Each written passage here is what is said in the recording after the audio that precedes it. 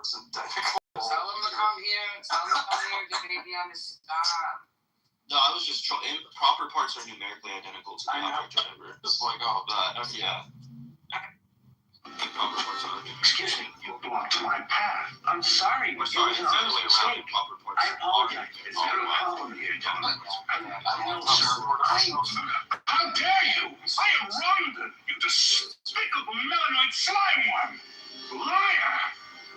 Who do you think you're bullying? You bumped into me. It was your mistake. You were at fault. You want this to become violent. I don't like you. A very strange reaction. Not really. When he raised his hand and saw that it was webbed, the sign of the Zaldan. But you became hostile. Zaldans are infuriated by courtesy. They view it as a form of fully social behavior designed to cover true feelings. Congratulations, Mr. Russia. You handled that particular incident very well. But this incident deliberate. It's important to know how you candidates deal with other cultures, other species, and it was a test. Yes, not all tests are announced, but they appear to be. Excuse me. Bobby's too intelligent for me. I can't handle it. Yeah, Shinidu's low IQ, but I'll dopamine. Yeah, exactly.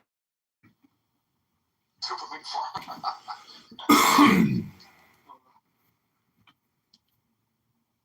MJ, let's get into setup. You and Sully versus me and Nadia.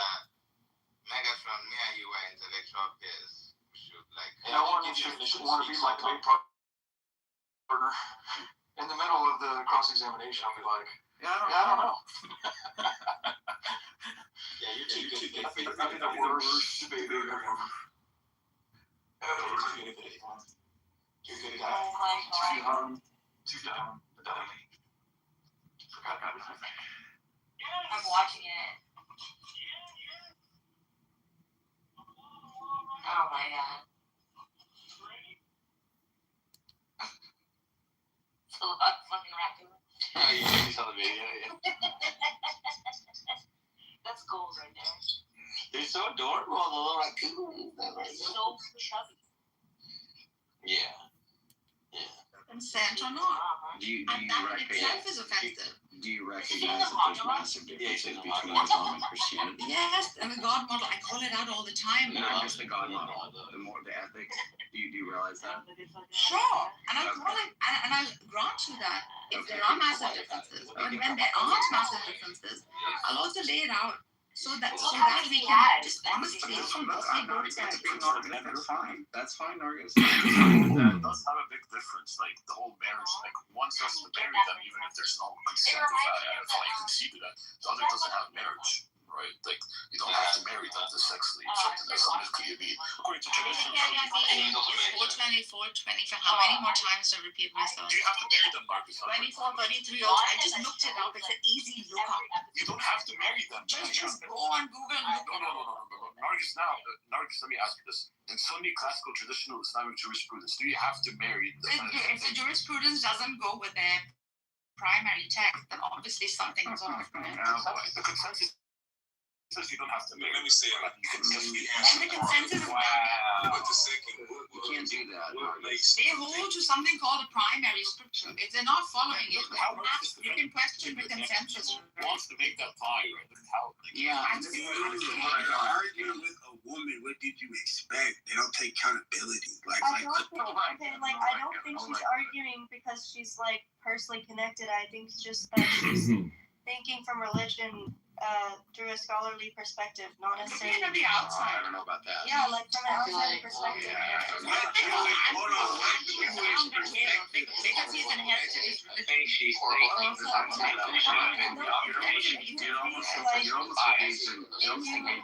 If you take like religious courses through your university, they're gonna be like anarchists. Like I'm not gonna. What does that mean? Okay. Like they're So you're gonna, almost in, they're gonna think through a scholarly, secular. oh, I'm glad she's thinking through a scholarly, secular lens. Okay, but anyway, Looking at it, she's not even sex. She's not even don't sex. condescending country. She's not even I am secular. not biased like She's not because secular. I have no right in the race She's and I not have secular. no ownership of either. You do, though, Nargis. You do. And look, it's not even look. First of all, she's not secular. Thank you, Therese. And secondly. Andrew, do you Hold on. sexual love. Who the hell are you to tell me what I am? Who the hell are you tell me what I am? In fact, I just want to point out the point of Just hold on. So to say he wants to tell me what I am. He doesn't use the Quran.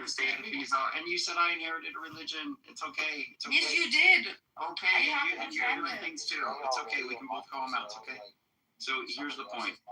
That's almost like you're engaged in a genetic fallacy there, by the way. It's kind of weird. But I'll just say this. It doesn't really matter. You can look at these. The lifestyle that Americans take. And what you don't want to be doing is saying somehow what the overwhelming swath of a particular religion has been affirming, somehow that's not what they believe, or what they've historically believed. If they historically believed that Muhammad, betrothed a 6-year-old and consummated at 9, you probably should say that's what Islam is held to. You don't want to do this thing where you try to modernize it and go, well, last however long recently, people come up with different explanations. No, let's not do that. Let's just stick with what historical Christian. Different explanations. Secular atheist academics in the field of historical critical method, right? Yeah, it does matter actually. No, it doesn't. Unless you're telling me that academia doesn't hold any weight. No, that's not what I'm saying. I'm saying that if that has been the historical view for the longest time, then that is the historical view. I'm granting you that. Historical view. And the reason the historical view matters, the big reason that matters, is because on the hypothesis that Islam is true, God would preserve his message, and the people that follow it would believe the message that he wants them to believe. Well, it's a very stupid thing to say that, today we just figured out that she was 19. Give me a freaking break. It's not in the Quran. The Quran is their primary scripture. Nargis. You're saying something in the Hadith that in the Hadith that holds no infallibility, right? You're saying that is infallible. I'm sorry. Because you haven't studied into the freaking. There's plenty of Muslims who say that you must have the Hadith to understand the Quran, and it is something.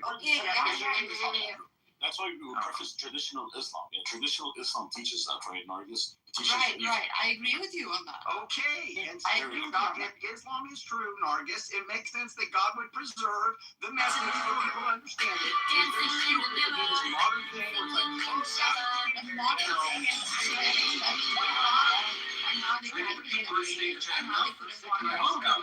you've had enough. Half your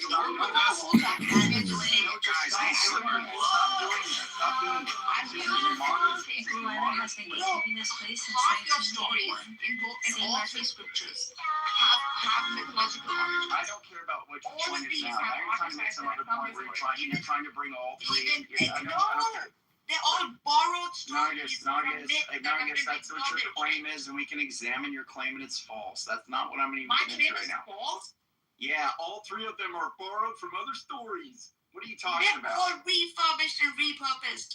Even the story of finding the sea. Is that what you're going to provide? Yes, I'm going to provide the evidence for you.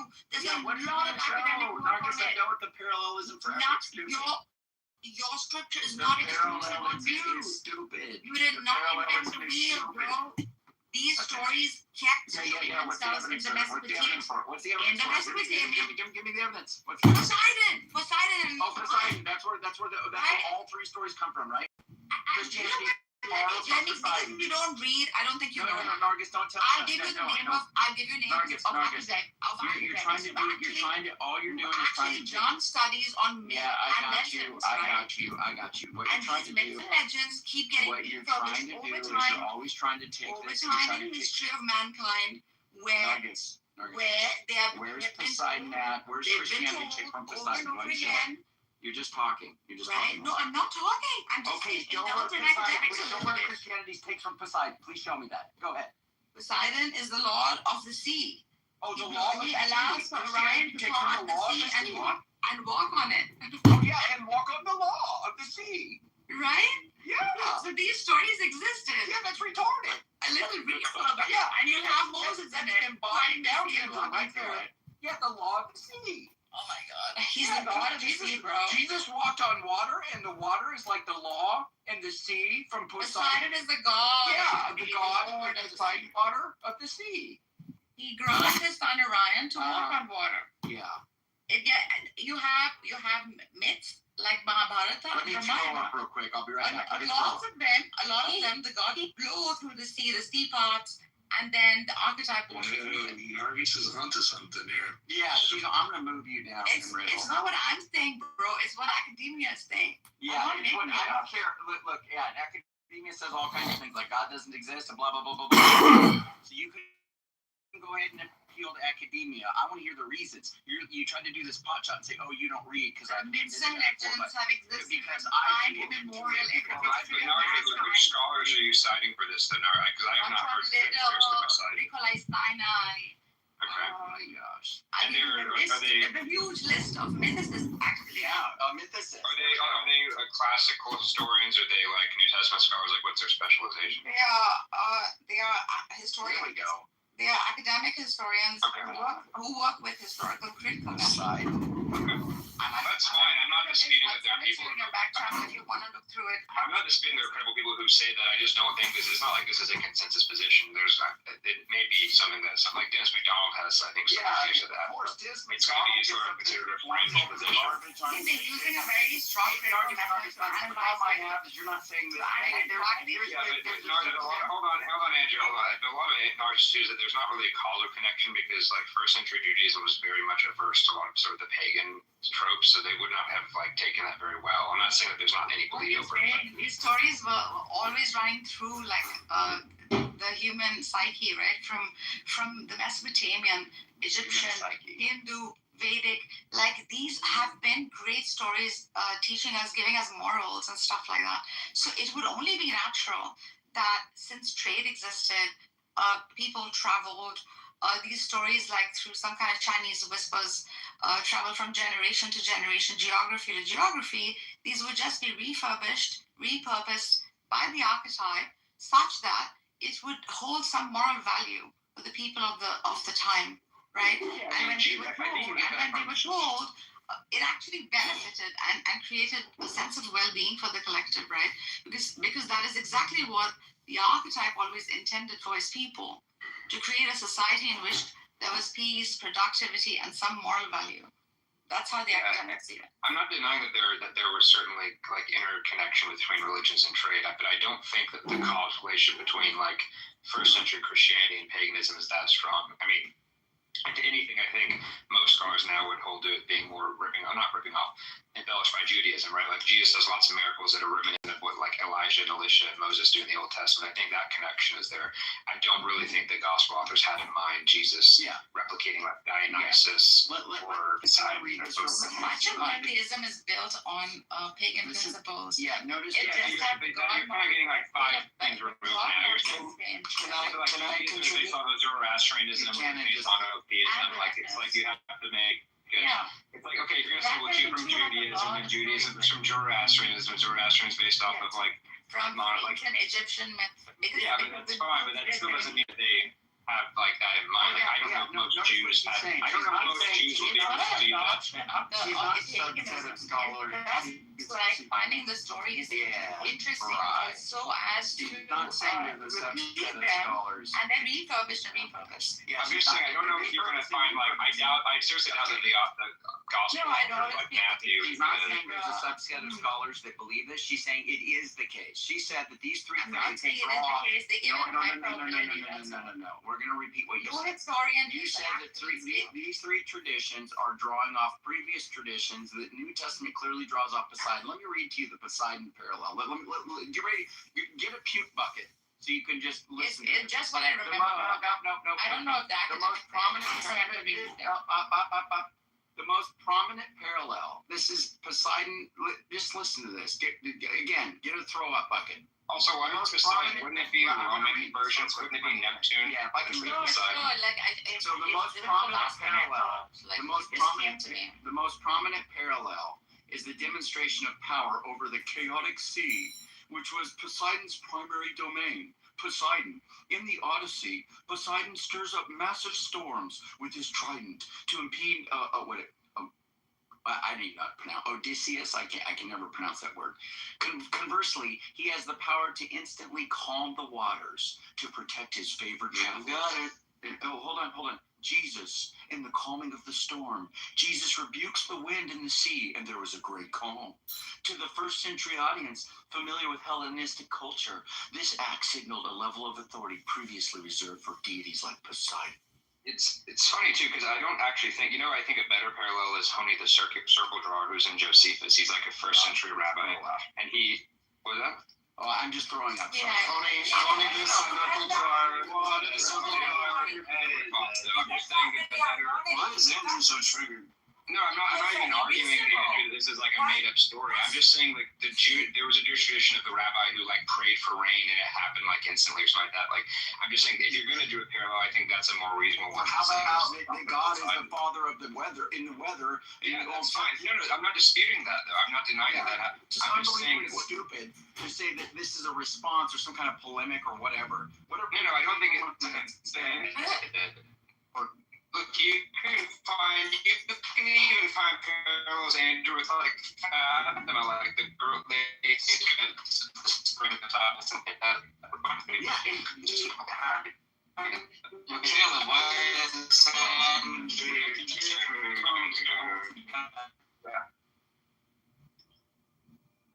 No.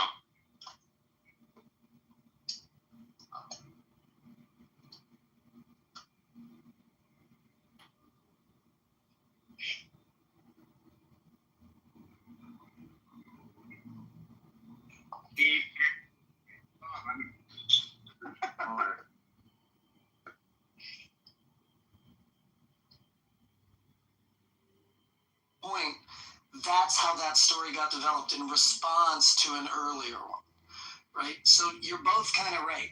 Can we just stop being so stupid about can we just be anthropologists for a second and actually do this correctly? Thank you. All I'm saying is Andrew don't say anything about the history of the case either. It can be the case that there can be parallels and also that really happened. What's up? They're not mutually exclusive. What's up? Who took the jam out of your hand? Yeah, I'm sorry. This stuff. No, I'm saying, why are you so? Are you not listening? What are people? No, I just put my headphones back on. Okay, yeah, because Nargis is up here doing her nonsense. She's trying to say here she's cucking for Islam while saying she's trying to say the three traditions all draw off some narrative that are clearly mythological and they're just blah blah blah blah blah. I'm like, okay, well, give me an example. And she's like, the New Testament with Poseidon. And then I read what is being said between Poseidon, although for some reason Frenchie thinks this is reasonable. And then I'm just like, my mind is blown. Walking on water. The ability to traverse the surface of the ocean is a specific attribute shared between the true. Really? Really? Think about it. I mean, you guys said that it might be off the geology where Moses. No, how stupid. It's more similar to parting the Red Sea than it is to Poseidon, if anything. People eat food and have people follow them.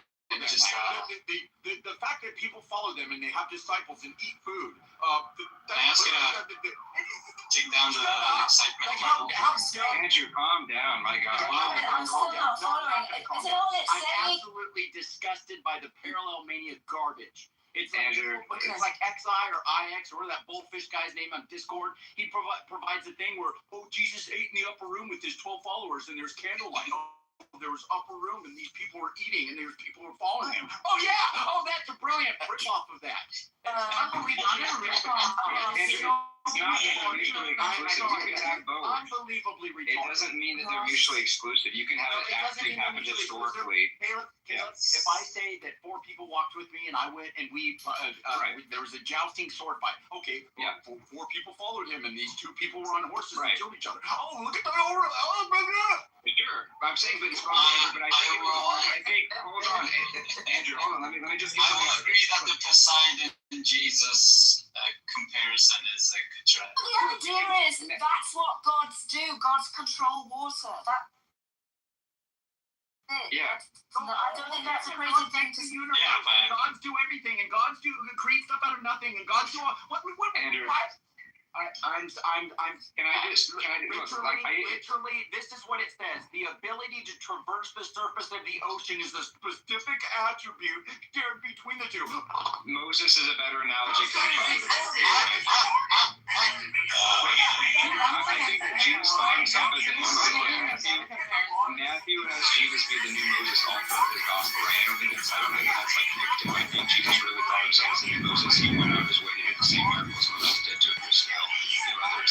innocent history. Josephus even calls us that there was a. That's fine. That's fine. I'm not disputing that. I'm just saying Jesus goes out of his way to intentionally do the same things that some of the prophets do, just like John the Baptist tries to emulate Elisha, right? By putting on the hair and doing some of the same things and saying some of the same things. There's nothing wrong with that. I think Jesus went out of his way to do all the same. There's nothing wrong with that. The larger point that she's making, okay, which I'm not even saying that there's not some strands or strains or things that have happened historically that are copied, right? In certain aspects of different traditions in the Old Testament and New. I'm not saying that, okay? What I'm saying is that she then concludes, oh, well, these are just all mythological. They're just making this up and they're drawing off of these traditions, which is what she was saying at the beginning. I find that to be retarded. And besides stuff. Not just says all kinds of fucking nonsense. Yeah. Well, hold on. Yeah, it's do better, Bob. It's do better. Academia, you have historical critical method. Says all kinds of. Bob, what is wrong with you? Why are you being a dumbass? And Iliad described. I like Vargas. Listen to this. No, this I is like last Vargas. one. Let's read this. Get ready.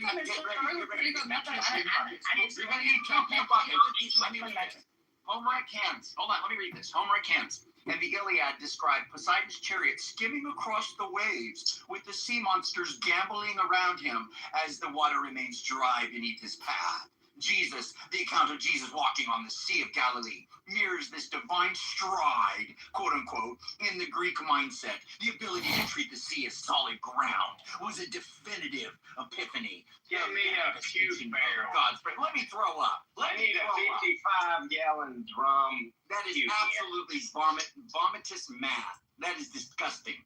I'm sorry, that's disgusting. I'm continuously surprised and likewise entertained at the kind of thing that triggers it. I can understand why young Andrew would be triggered, because for years we're told that Christianity just stole these ideas from other places. And then you start going and reading them. I went through that myself in a time. And I was like, what the hell are these idiots talking about? They sound nothing alike. And so I can understand why a young Andrew might be wanting to puke because of it. There are some things myth of another god or demigod born of a virgin, though? Isn't that another myth? Yes. No. No, actually not. There were some traditions of Moses being one of the virgins. Not really. That was even shown to have been made up afterwards. Really? Do you have some evidence of that? I just vaguely. Yeah, a lot of the. It doesn't Sarah's mother get supernaturally pregnant by him. Same with Abraham's wife. It's not a virgin, but because they weren't virgin, but they still conceived. Roman.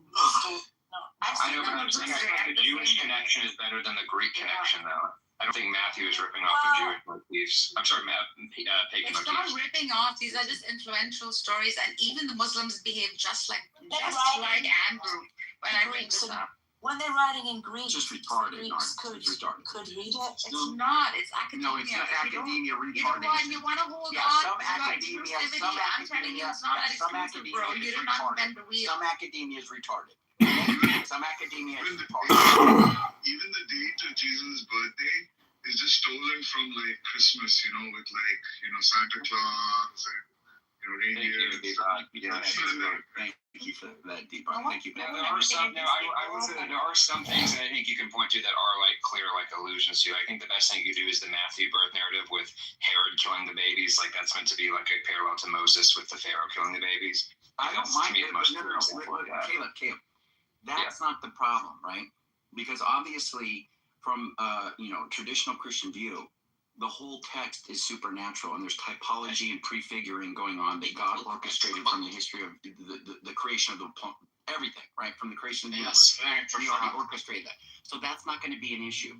But when you start doing this thing where you're like, well, look at these different parallels from all these different Osiris and he had 12 followers and he was born of a virgin, and you see it's like a rib was planted in somebody's forehead, and this is absolutely garbage. Also, Osiris was literally, we have to have his mom having sex. He was not born of a virgin. She actually had sex with her husband's severed over a giant penis.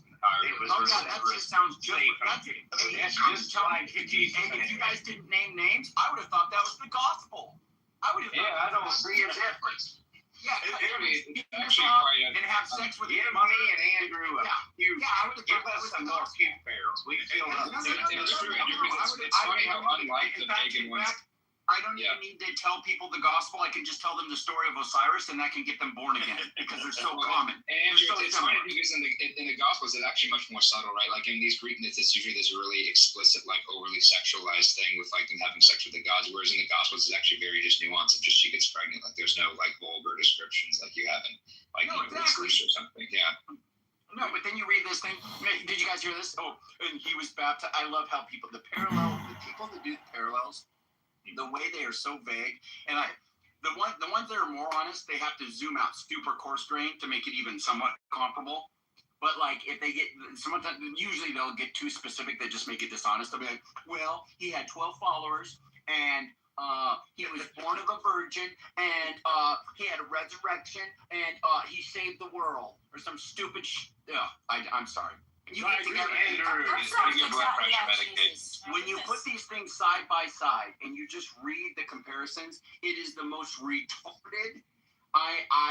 The best they have is maybe Osiris. Maybe it is absolutely retarded. This is such a retarded argument that I developed what I call the Isaiah 53 words mean words problem for atheists. Because basically the approach they take to these. Basically, the approach they take to these other myths, they should be willing to acknowledge that Jesus ripped off Isaiah 53, but they're not willing to say that. They're willing to say Isaiah 53 about the suffering servant, the nation of Israel, even though it's a dying and rising Savior and all this and that. So I point out to the low-hanging fruit atheists who will make these arguments about the myths and say, well, why don't you hold the same standard to Isaiah 53?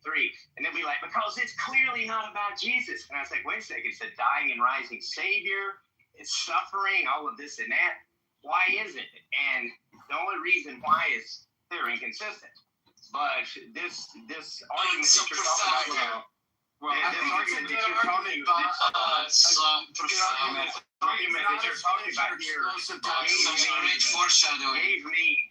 gave me the Isaiah 53 words mean words problem, because they'll want to say this about these other myths, but they don't want to say it about Isaiah 53. Matt, do you agree that Isaiah 53 says, hold on, but Matt, does the figure in Isaiah 53 have children? No. Does it mention that he has offspring that will live on after him? Yes. Right. And you agree? Which means it would have to be, and it says his death with a rich man in his death and stuff like this. So it would obviously, we can reasonably infer here, here you have a dying and rising Savior. But they don't want to say this. And no, this is about axioms. Ancient axioms. Well, I don't disagree with Yoni. I think that men use conversation to be popular. I think it's really important. Just men. I know. I've heard your theory. Women. What's the theory? This is new. This is off the charts, my dude. What are you talking about? What's the theory? Men use their vocal skills to select a mate, and that's all they're doing. They tell stories to select mates, right? Peacocking, yeah. I think that men offer their intellectual wares, and women cruise by and decide whose brain is well attached and whose brain is sort of half disconnected and malformed.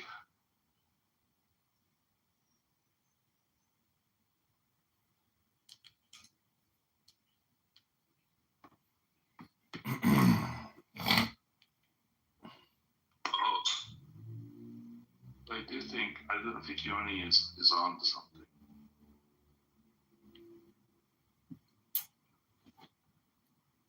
Jesus, right? Do you see the time I really get upset?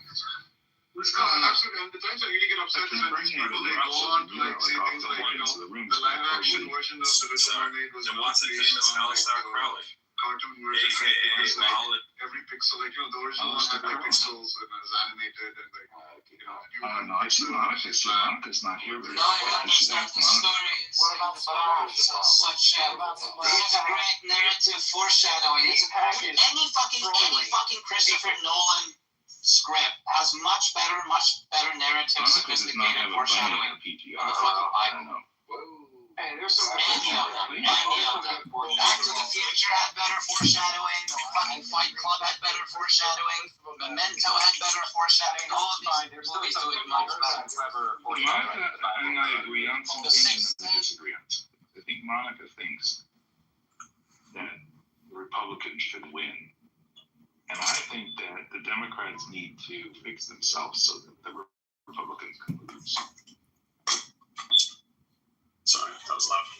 There's a bit of overlap in that. Here comes the once famous Alistair Crowley. What's up, Alistair Crowley? Good morning. Well, it hasn't been that long. Hasn't been that long. No. What is the main thing here? Well, you know, Trump derangement syndrome is real, and it actually, if you like philosophy, those are the things you're concerned about, and so how do you apply the teachings of various philosophies to your Trump derangement syndrome? It makes you realize just how you're hyper-polarized and hyper-political. That's really all TDS is.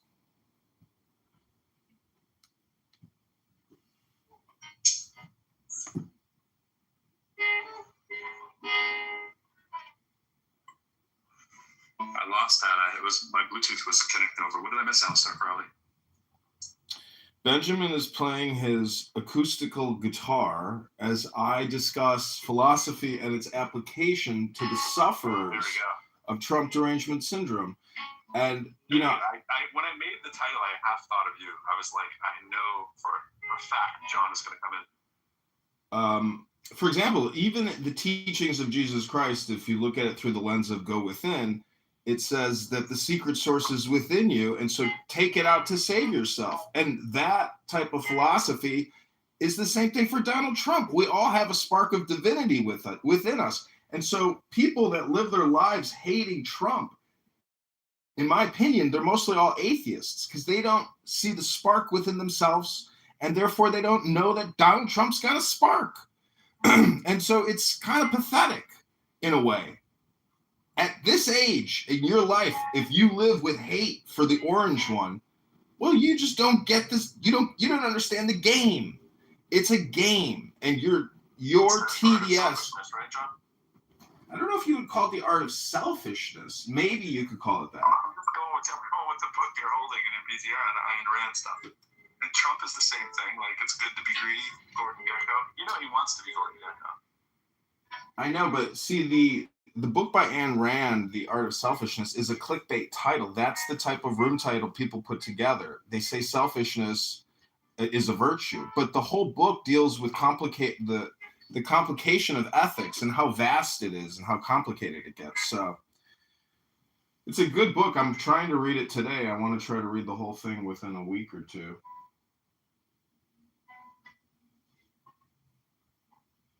You have terrible TDS and your rooms are TDS incubators. If you were a venture capitalist, you'd be a TDS millionaire at this point.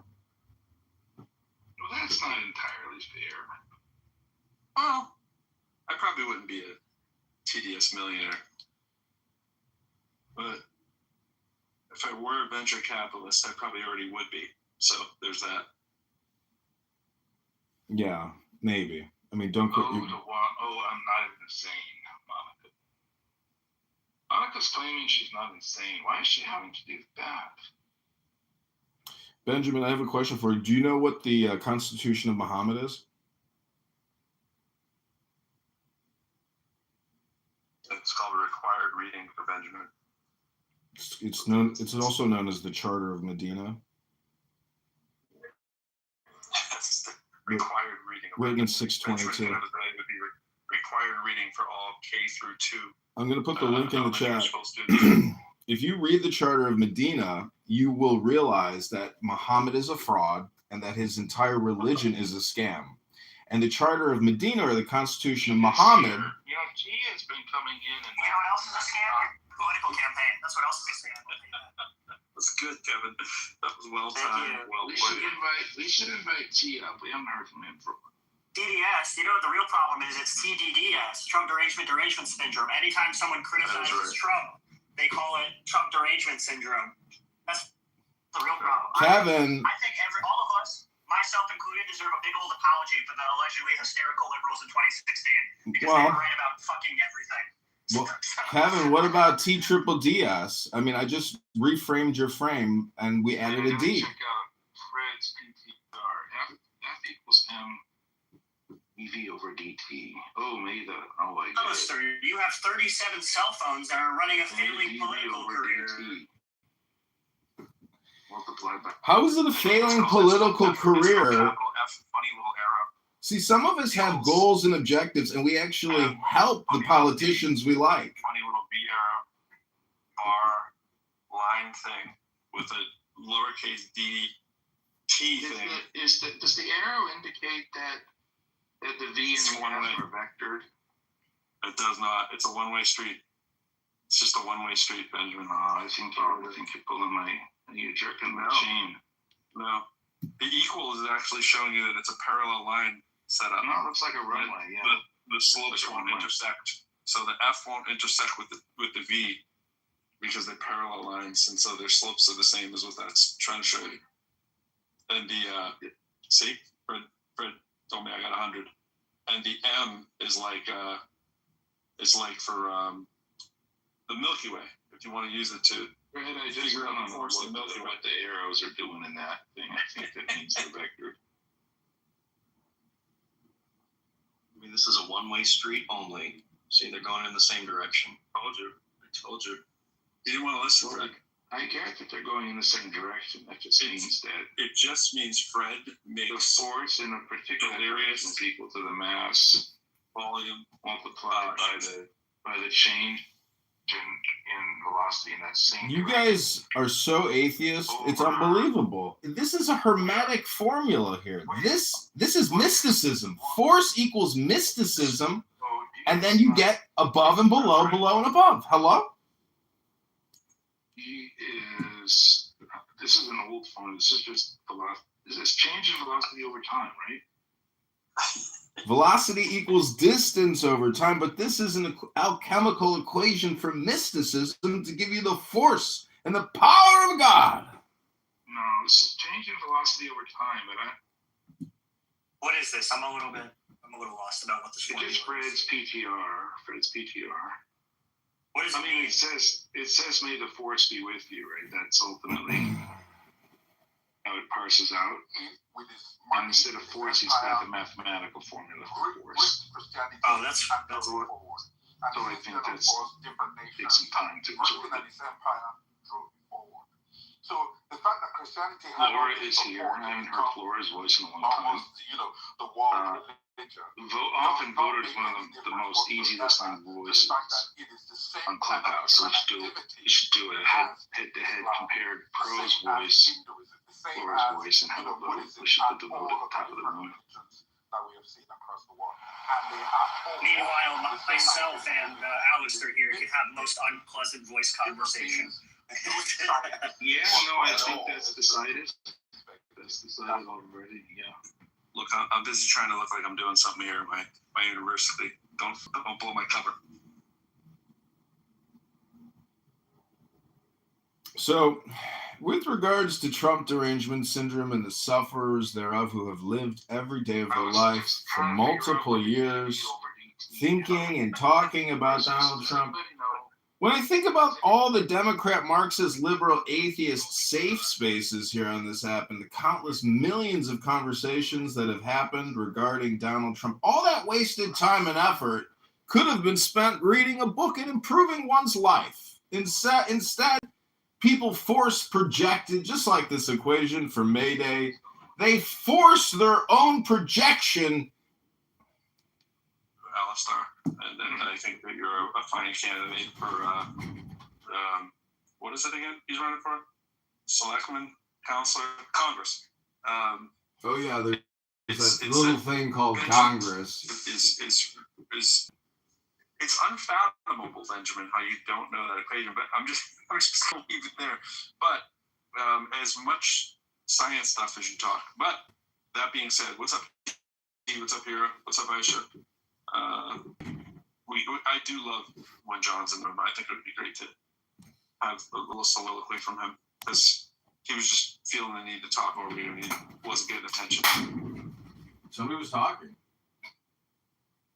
No, I had the meaning right. I just trying to work out like how did the D's get in there? It's all about the D. You know what I'm saying? I'm just not sure what the D's. That's what she said. D's are doing. That's what she said, Benjamin.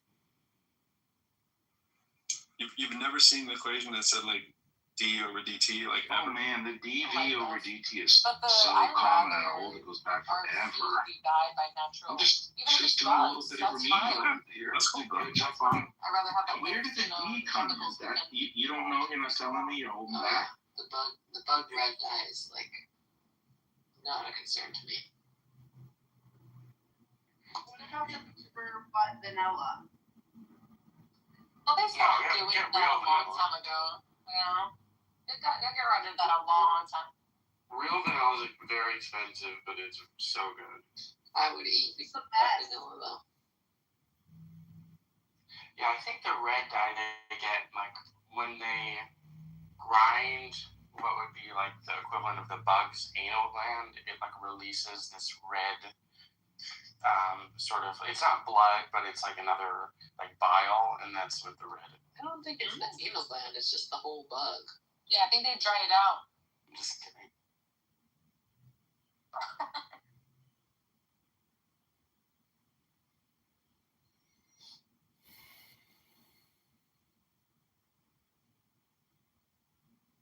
The justification 75 plus years ago in order,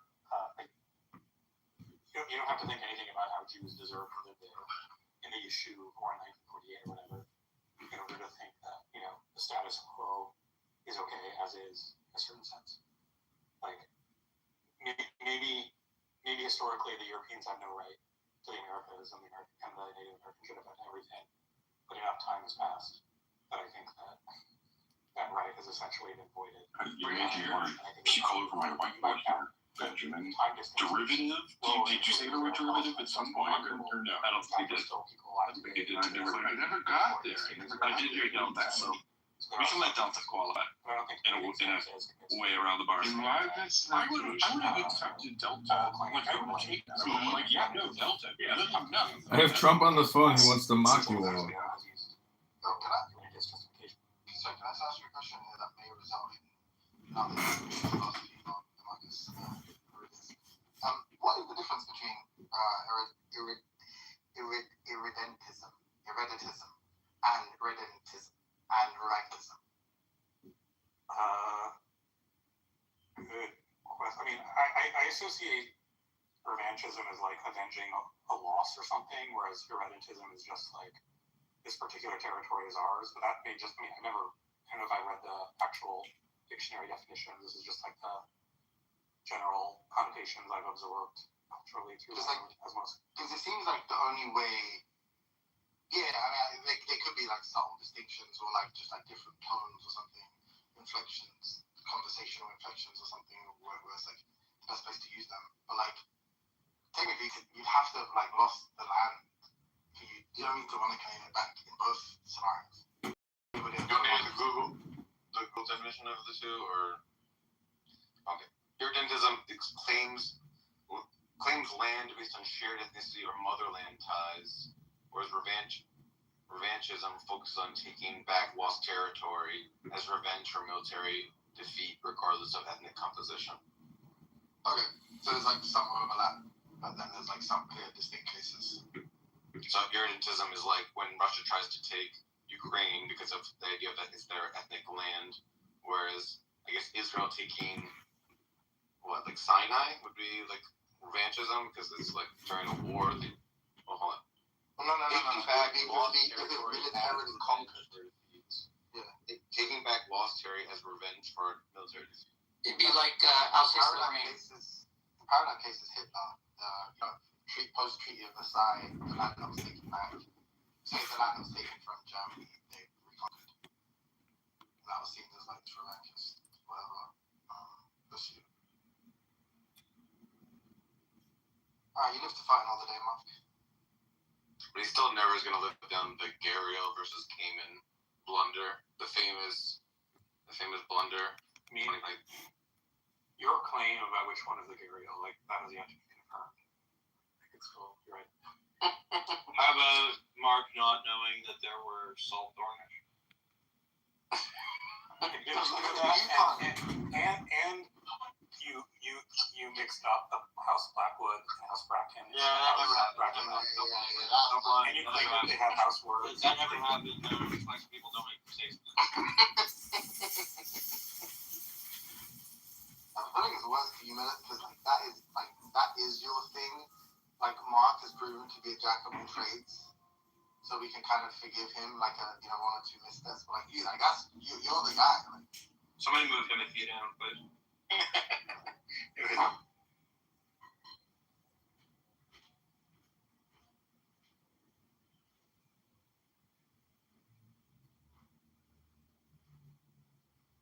So, Timothy, what conclusion did you reach with Mark there?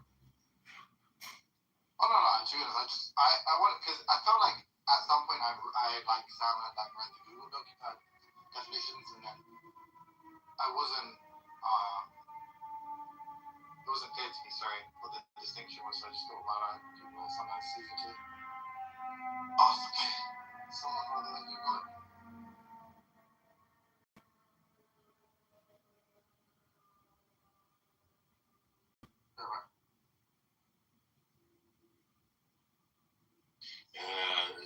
Beef, what's the title about? Man or bear?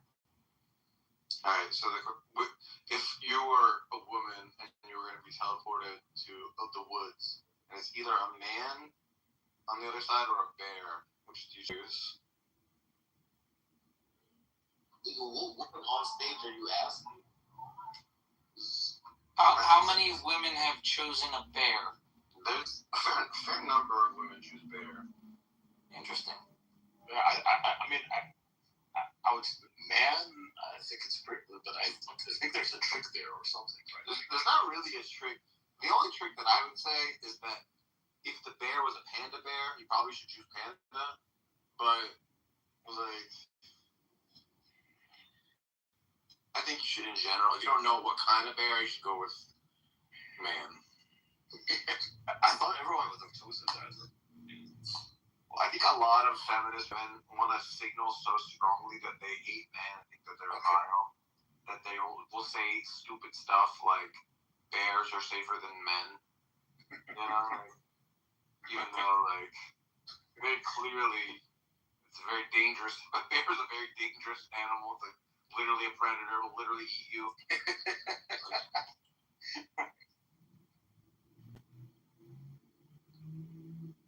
This is why I was a little bit hesitant to do that. I thought, there might be some trick there getting right. I mean, for me, it just feels obvious in a way. Like, can it be argued that for a bear? Can someone make that argument?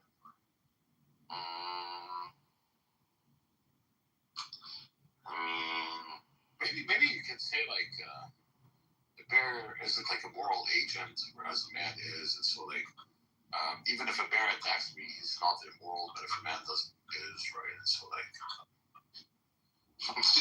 you're worried about dooming the soul of the man that attacks you. I don't mind being killed. I want to do it. I want to be killed not by a moral agent, but Is that true? Would you rather be killed by a neutral force than a moral agent? Thinking around right now, yeah. Why would I care whether if it's a neutral force or not? I just care about my life in a way, right? Yeah. I think the level of pain involved, you might care about that. Yeah. Bears will just start eating you while you're alive. They're not certain animals will just bite your neck. Bears not like that.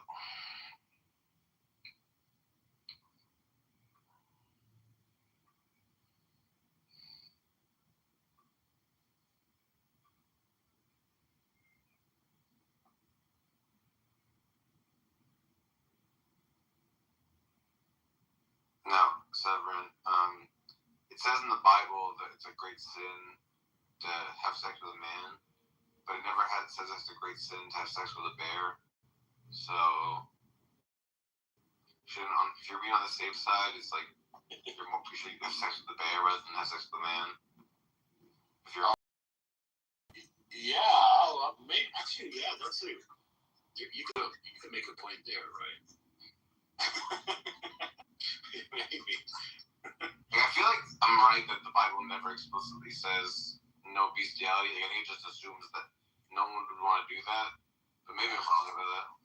I think I'm not sure if there isn't like in the Old Testament some law that talks about bestiality, or in the New Testament mentions that.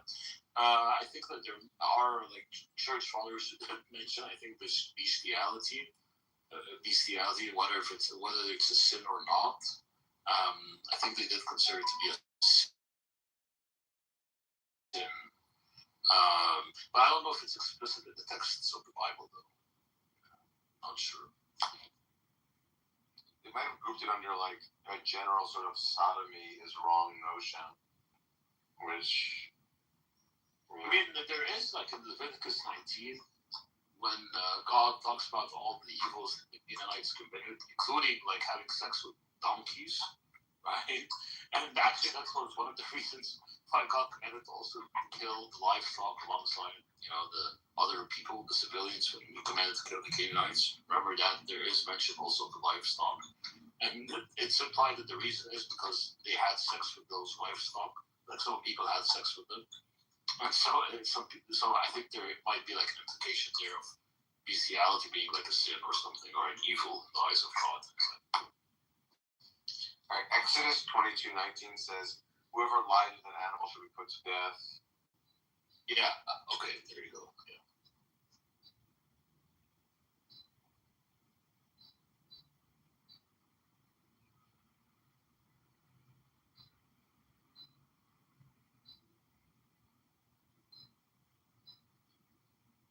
Are you like more of an ass guy or like a titty guy?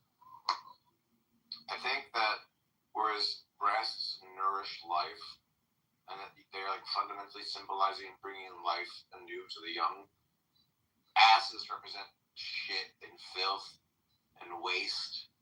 So because of my fundamentally orientation towards civilization, I'm a tit guy.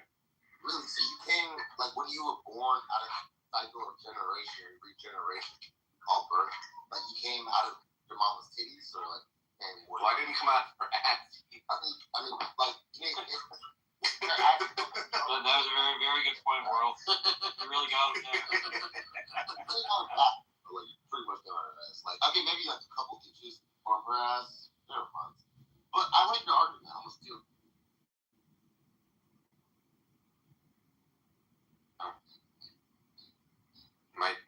My breast fetish is purely civilization sustaining. It's nothing to do with aesthetics.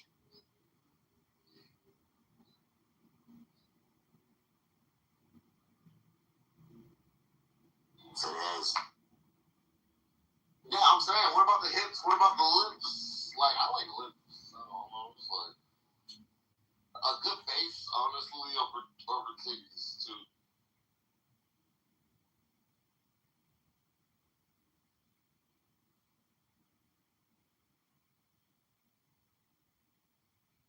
Sam, do you think that there are any good arguments for the existence of God? Yeah, just consciousness. That's pretty much it. That's about it, right? Or something. Yeah. Maybe like some sort of idea that like a first cause type thing. I don't know. That there had to be a necessary being or something. I'm not saying they succeed, but there are these like you gotta consider them as like worth considering, like. There is a necessary being, and it's everything. Yeah, I believe so. Yeah. I mean, what about like you don't think like these teleological arguments are any good, right? Yeah. No, I think the design, teleology for life is bad. I think all of them are bad. I guess. Yeah. Yeah, that whole family, right? Yeah. My least favorite argument for God is the een. Hate the een. Yo, what happened to that? Does that kid still come around who used to run that argument? I haven't seen him. The bucket hat or something. Yeah, I haven't seen him. What about the argument for miracles? Like Ethan runs like these. You would say no, like. For sure, if miracles were real, that would be a great argument. I guess the question is just how credible are these things? Right. Oh, wait, is he not on that podcast? Right? Hey, what podcast? Have you seen? No, the one you told me about. The one he needs a suit for. Oh yeah, I think it's so like next week he's gonna hop on there, yeah. On Pints for the Aquinas, right? That was the whole like fundraiser thing to get No, did you hear about that? Sam? He raised the guy, the Capturing Christianity guy. He started a GoFundMe for Ethan to get like a suit, and the amount they needed to raise is like 1,000 or something, and they doubled it. They raised double the amount they required in like half the time or something. Based. And like I've seen the comments on Ethan's Capturing Christianity videos. I'm like, oh my god, yeah, it's a star. I'm sorry, I can't wait to see more. I mean, he's like apparently, which I believe. Sorry, I'm not saying like allegedly. Like apparently he's converted like loads of people from just watching that debate. And it's interesting because that debate is, which seems kind of, well, I guess if he's arguing that it's a demon, then he is just trying to falsify it. But I think he isn't arguing that it's like there's an actual explanation of it. Yeah, they did not argue the. I want to see debates like an atheist on these issues. Or they get to like an atheist debate or something. I wonder how much money he's got in Cameron. Well, probably not. Because Cameron's raising the money for him. So it's really like Cameron doesn't want to. Well, yeah, but I mean, obviously Cameron is a huge grifter, and like all of his content is geared towards this grifting enterprise. So I don't know him well enough. Like why is he a grifter? Like what kind of? He's always been a grifter. I have to like. What? I said he's just always been a grifter. That's just like his MO. I'm saying like, is the grift like raise money for like I don't know what do you think the grift is? Well, it's like for his quote unquote ministry or whatever. You know what I mean? Like it's like the same way all these guys kind of grift. Like, I think like and a lot of people made this case and observation at the time that like he turned the channel into Capturing Catholicism and like converted to Catholicism because like there was more money in being a Catholic. By the way, so he's still got Capturing Christianity and now he's got Capturing Catholicism. No. Capturing Christianity is that channel. It's just been renamed Capturing Catholicism. I know these are like, do you want to bet, but he does have two channels. He might have two channels, but if you look at that, if you look at the channel, wait, I don't know about this, because if you look at the channel that's currently called Capturing Catholicism, and you go into like the about list there, it still says Capturing Christianity. The Capturing Christianity channel has like 20 times the subscribers. Yeah. So I'm guessing that's your channel. Yeah, 415,000 subs, Capturing Christianity, and then the new one, Capturing Catholicism, has like less than 100,000. Well, maybe they're linked together or something then, because I think that if you go to the Capturing, I actually seem to be renamed. Yeah, I know you mean. YouTube is doing that now, where right. You can post a video that basically is linked to two channels. No, that is different though. Because what I'm saying is, if you go to the one that's called Capturing Catholicism, right, and you go to its like about page or some shit, right? There's a link that just says Capturing Christianity. So like, I don't know. Yeah, probably, but I think he does because it's far smaller than there's far smaller subscriber count than the OG channel. Well, that may be. I could be fucking that up, but he is a grifter though. That I'm fucking up. I remember like somebody died at one point. There was this like whole like debacle because like somebody who was involved in his music.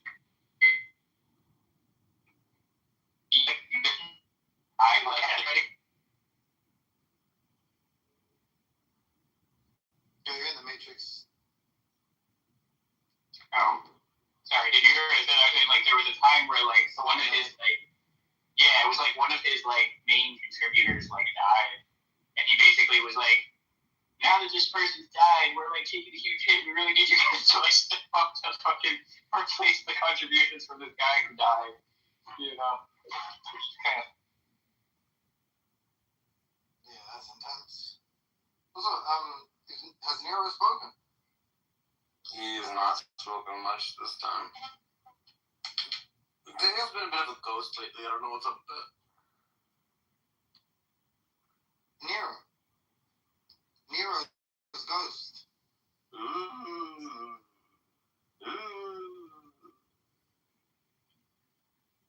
I swear the last time I looked for the channel that's called Capturing Christianity, like I couldn't even find it. So I'm gonna have to dig into this.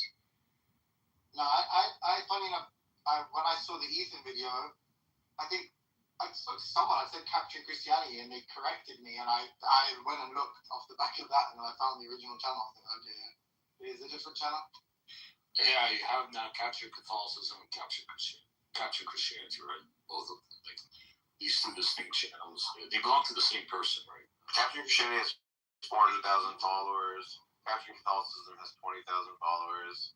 Sully was completely wrong about this. That's fine. Huge embarrassing. Yeah, I was wrong. Oh no, I was wrong. I'm a crying about it. You know what I like? We should make a channel called Capturing Money, or like Capturing Your Dollars.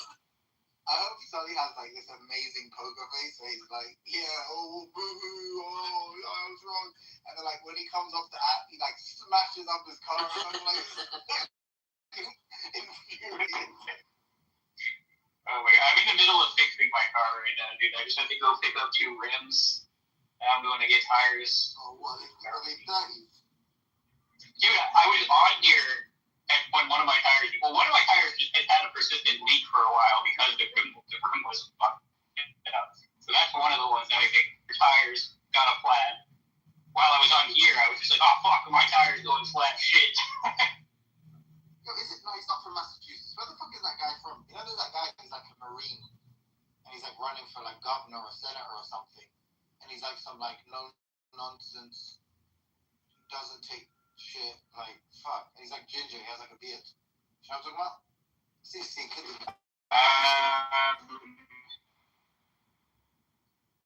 like running for some office. And he's like a blue collar, like rugged, like calls it how he sees it kind of guy. He's like very critical of the Iran war. I can't remember his name. Or I don't know where I thought it was Massachusetts. Yeah, I don't know who that is. Anyway, I gotta run for a minute now. We're talking about a movie or No, it's some guy who's running for some. Oh yeah, I think Dan Crenshaw or something like that, right? Let me check. Say Dan Crenshaw. Yeah, I think that's the guy. What, you talking about the Texan? Oh, no. I know that guy. No. That guy, he's in office already. Yeah. Oh, the one. There's a guy who's campaigning currently, but I just don't know for where. I'm a no-nonsense ginger. Do you have any questions for me? Thoughts about the Iran war? It doesn't seem going so well. Dude, the rebranding is kind of epic though. I don't know if you see what's happening now, but they've rebranded it to like fucking Project Freedom or something, and they're like, look, we just like in Iran, once the media aggressors, all we want to do is ferry ships to safety. Like we just like all we care about is that all of these crew members don't starve to death in the Persian Gulf. Blah, blah, blah. Like you got Hexa speaking like this meek and mild, fucking Well, that's smart thing that you come on. You have to do it. That's a little bit smart to rebrand. Well, it's just too obvious. Like it's just too. It's like the accusation is like, oh, don't aggress against us while we're just like pursuing this humanitarian mission.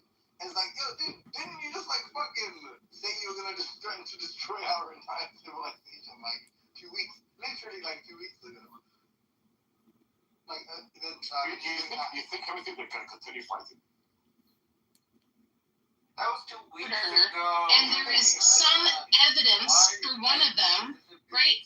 It's not sufficient to say that he's the murderer. Like, let's say he was in the general vicinity. That's the only bit that says that he did it. That still counts as evidence, even if it's not sufficient to say that he is the murderer. Do you understand? It doesn't have to be convincing to still be counted as evidence. Yeah, and the challenge is Jesus is a fictional character. So if I see a fictional character appear in the sky, I need to be questioning myself in terms of what am I actually seeing. You're begging the question because if you have in the sky, then you have to say, well, maybe he's not a fictional character, right? You already said and a new sort of coordinate awoke, making time just another poor tenant, bearing weight, taking fire, trading smoke. Yeah, but you haven't ruled out that us this and our exists, ghosts. right? You literally said there was no way to disprove that. But The you are statement open. about God, it wasn't a statement about Jesus. I know for So she's like, So you ruled out the Christian. yes, I think it is definitely possible to To me, prove yeah, that she's- Christian God does not exist. absolutely. That Jesus Christ never existed. You You don't think that Jesus of Nazareth, like as a historical figure, regardless whether he was God or not, existed?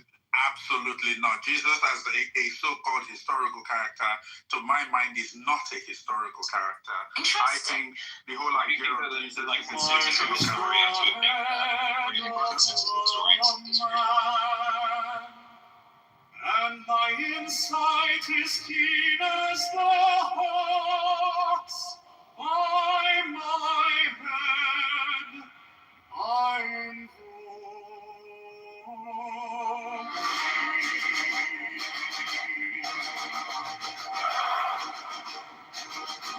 I am the only begotten child of my father and mother. My father is dead. My mother bore me with labor and pain and fear. By my body I invoke thee. About me shine the diamonds of radiance white. By their brightness I invoke thee. Mine is the red triangle, reverse the sign, given on sacred deed of thee, O Lord. By the Lamb I invoke thee. Mine is the garment of white, sown with gold, the flashing of my land I wear. By my robe I invoke.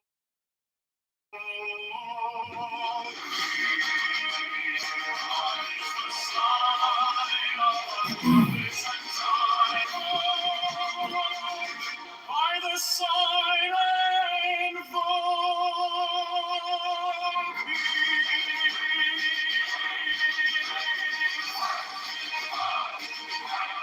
Mine is the turban of white and gold, and mine the new vigor of the intimate air. By my crown I invoke thee. My fingers travel the beats of love, so I after thee in thy power of glory. By my fingers I invoke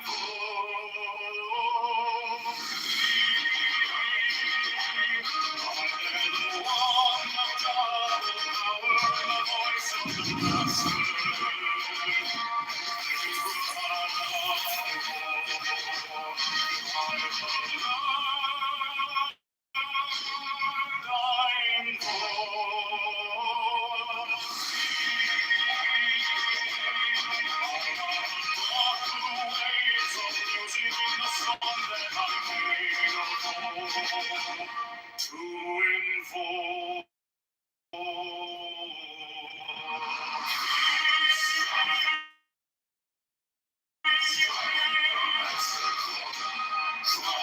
Draw the flaming sword, crown, child, and conquering Lord, chorus, avenger.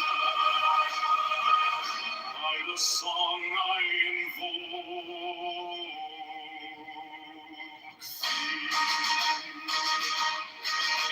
my hand is my sword of revenge. Let it strike at my pity. By the sword I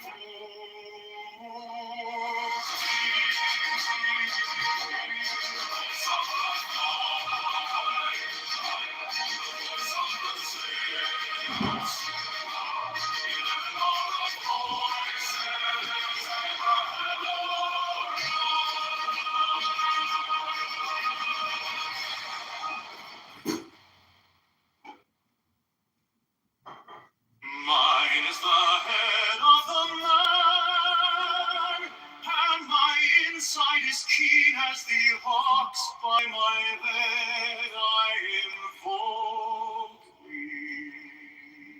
I am the only begotten child of my father and mother. My father is dead. My mother bore me with labor and pain and fear. By my body I invoke thee.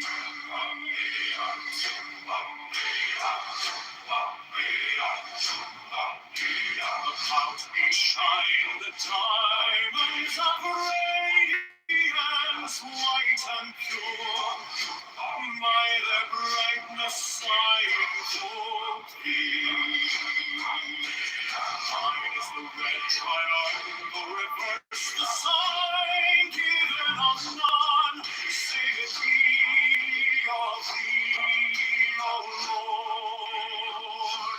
By the Lord I invoke thee. Mine is the garment of white, sown with gold, the flashing of day that I wear. By my robe I invoke thee. Mine is the sign of office and tithe given. By the sign I invoke thee. Mine is the turban of white and gold, and mine the blue fear of the internet. By my crown I invoke thee. My fingers trail on the beat of fire, so run I after thee in thy car of glory. By my fingers I invoke thee. I bear the wand of double power in the voice of the Master.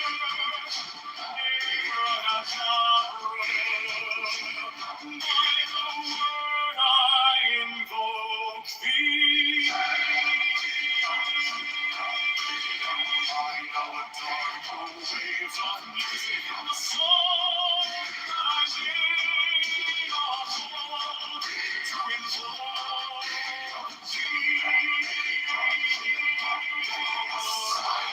Strike the master chord, draw the flaming sword, child and conquering Lord, Horus of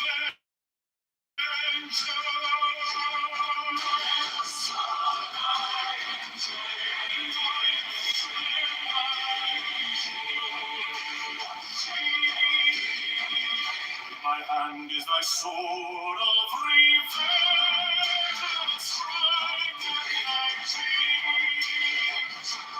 By the sword I invoke thee. I am the voice of the 611 are the voices. Abrahadabra.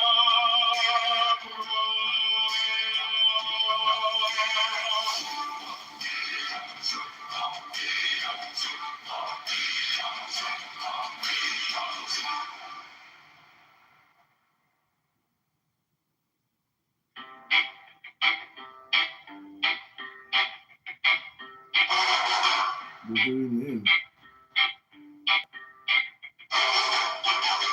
Mine is the head of the man, and my insight is keen as the hawks by my head I invoked it. I am the only begotten child of my father and mother. My father is dead. My mother bore me with labor and pain and fear. By my body I invoke thee.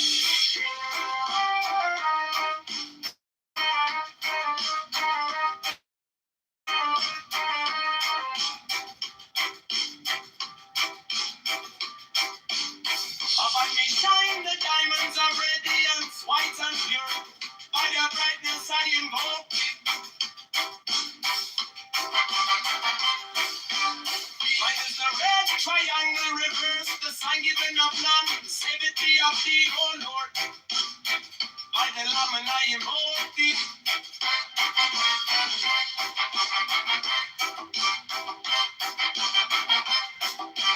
Free mine is the garment of white, sown with gold, the flashing of eye that I wear by my robe I invoke thee. Mine is the sign of a prophet and typhon. By the sign I invoke thee.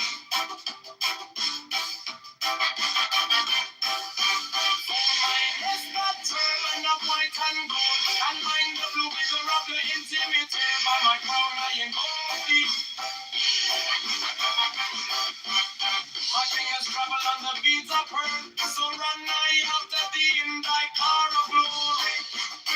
By my fingers I invoke thee. I hear the ones of double power in the voice of the master.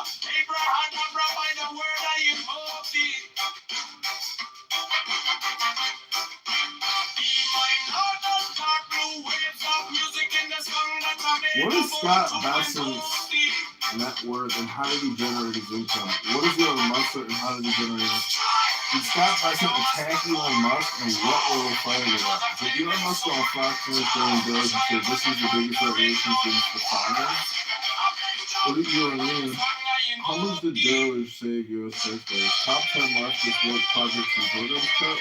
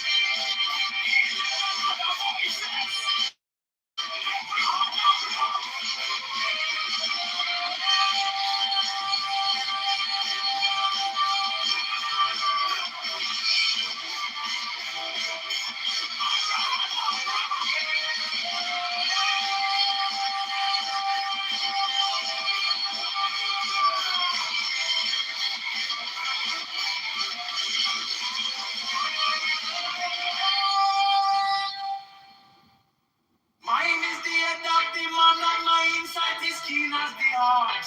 By my head I invoke thee. I am the only begotten child of my father and mother. My father is dead. My mother bore me with labor and pain and fear. By my body I invoke thee.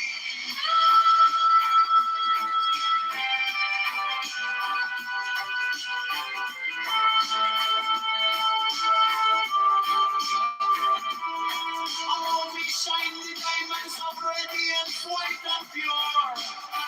By the brightness I invoke thee. Mine is the red triangle reverse, the sign given of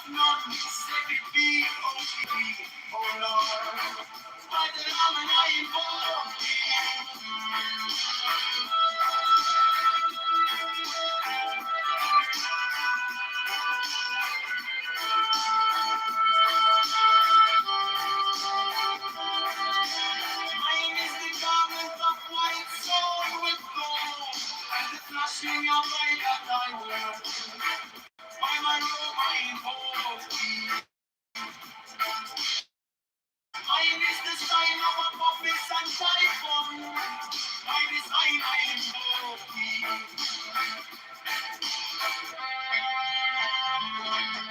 Mine is the turban of white and gold. And mine the blue vigor of the infinity. By my crown I invoke thee. My fingers travel on the beats of pearl. So run I after thee in thy car of glory. By my fingers I invoke thee. For that the one that comes power in the voice of the master. By the word I invoke thee.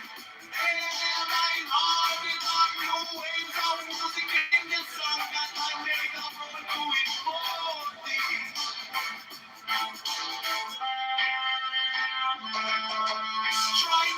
Strike the master sword, drive the flaming sword, roll, giant conquering Lord, Amen, God, I just want to name of thee.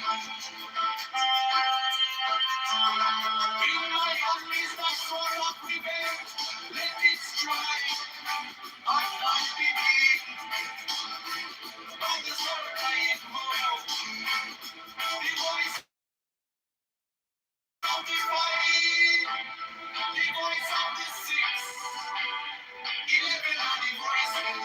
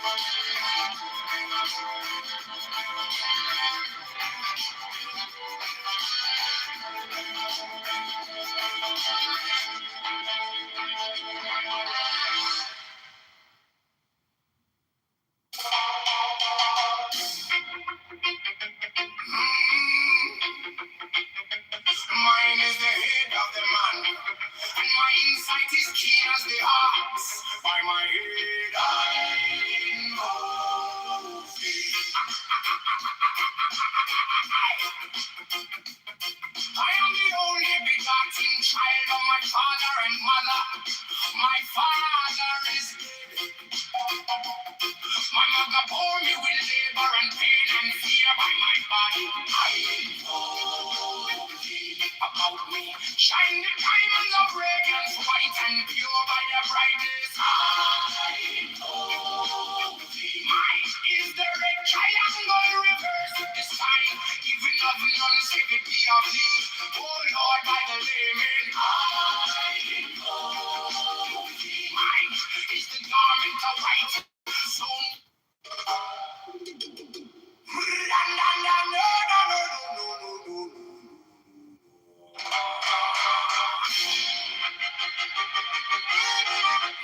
is the head of the man, and my insight is keen as the ox. By my head, I invoke thee.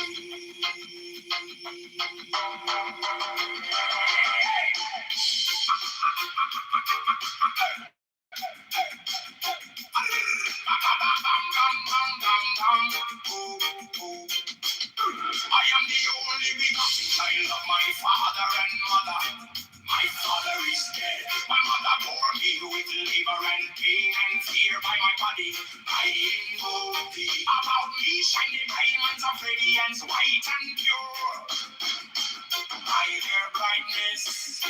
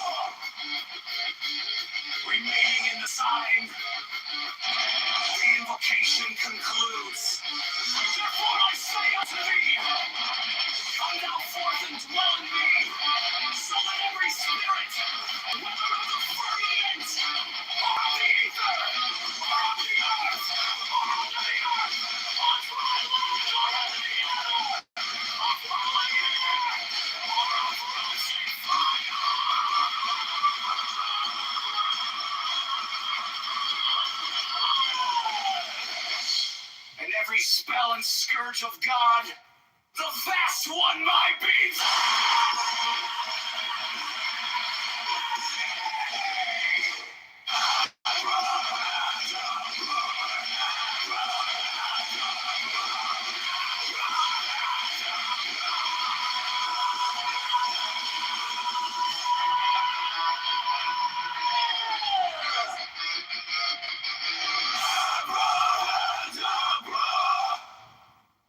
Mine is the head of the hawk and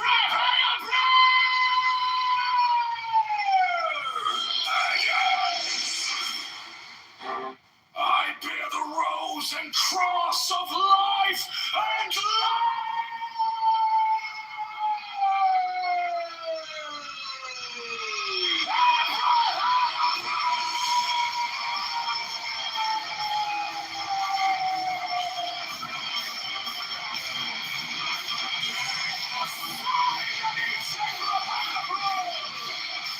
Stop confusing the Jew and the request.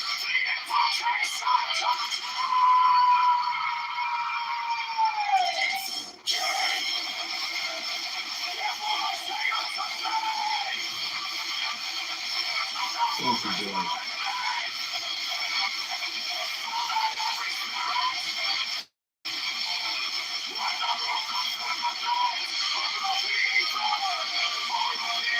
Stop confusing the Jew and the request. Unless the earth channels to the top 100 days with 100. Thank you, God.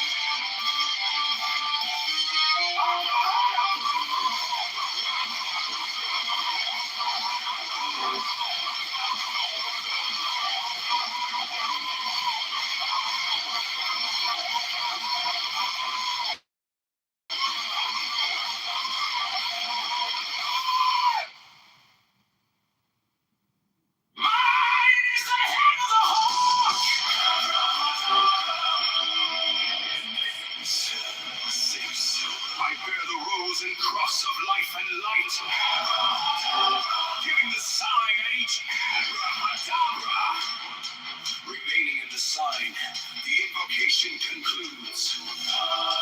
Therefore I say unto thee, come thou forth and dwell in me, so that every spirit, whether of the firmament, or of the ether, or of the earth, or under the earth, on dry land, or in the water, a burning air, or a rushing fire, and every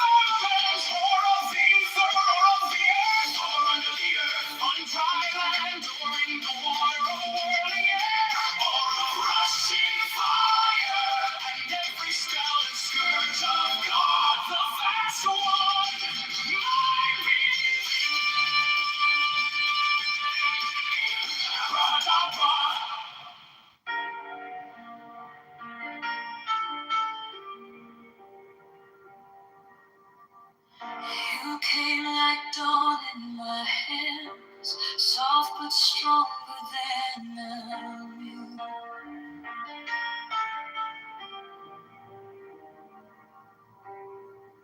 My fear turned gold in your eyes, and my whole night broken too.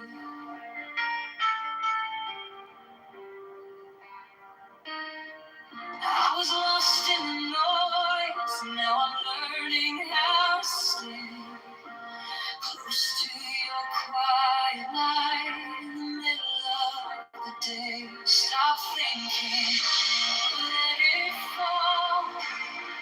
Take the deepest breath of them all. Hold it close. Don't run from feeling.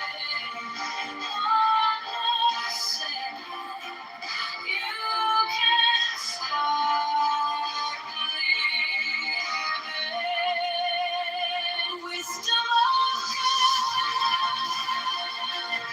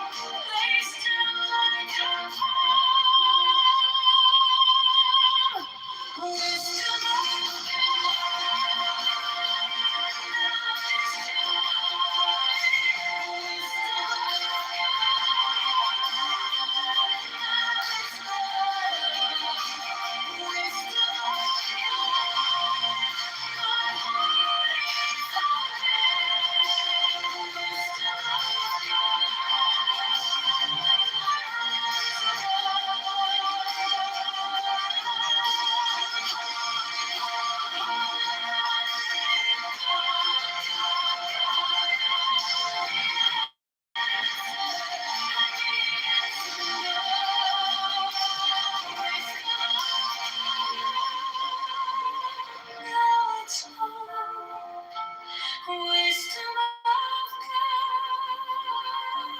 God, yours alone.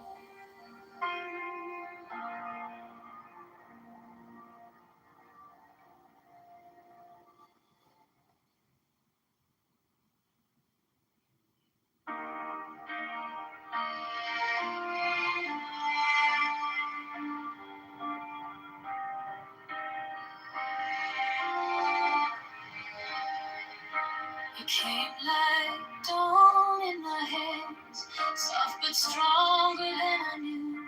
The fear turned gold in your eyes, and my old night broke in two.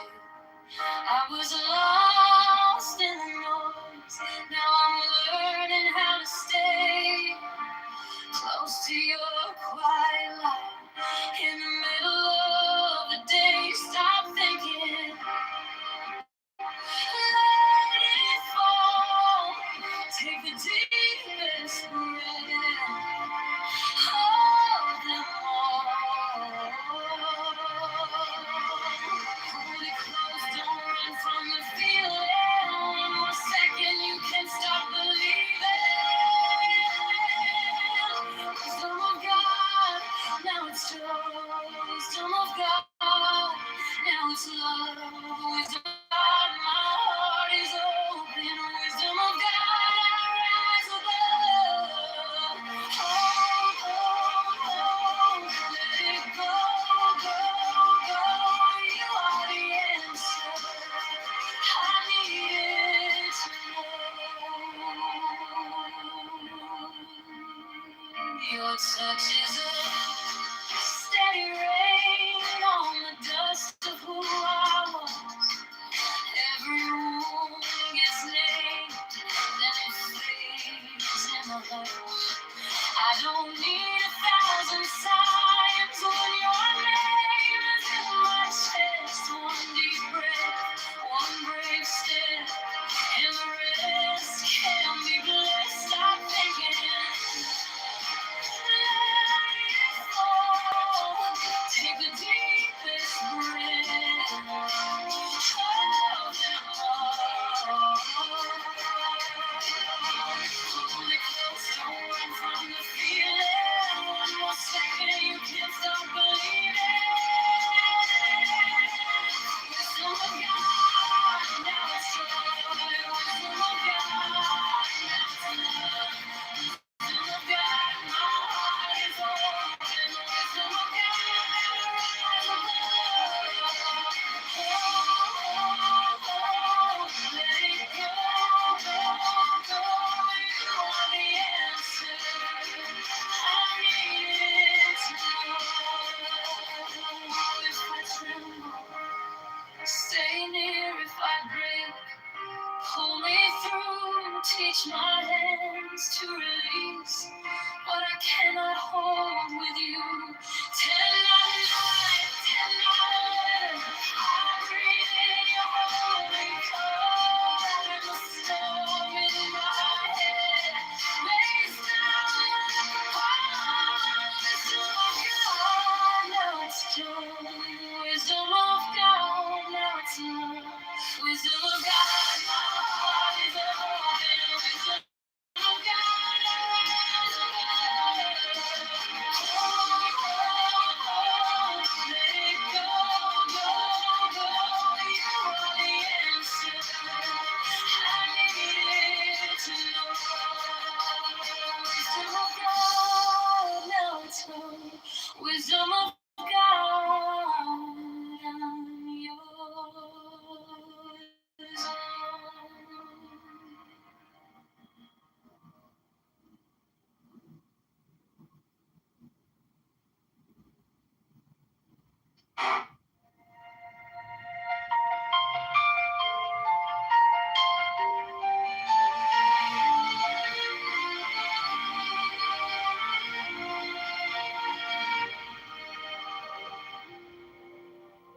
Wisdom of God is now joy of heart, enlightenment.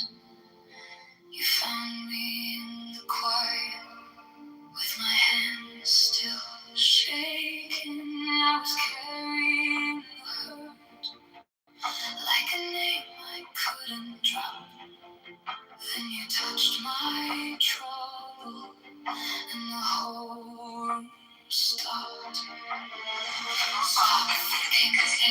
our problems.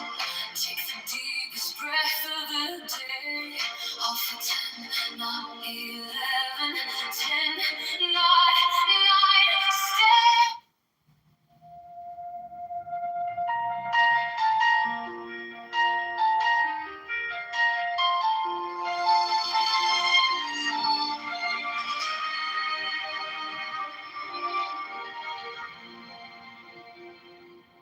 Wisdom of God is now, joy, love, heart, enlightenment.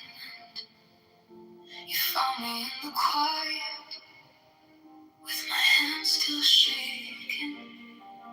I was carrying the hurt, like a name I couldn't drop. Then you touched my trouble, and the whole room stopped. Stop thinking, and your problems take the deepest breath of the day. Hold for 10, not 11, 10, not 9. Stay.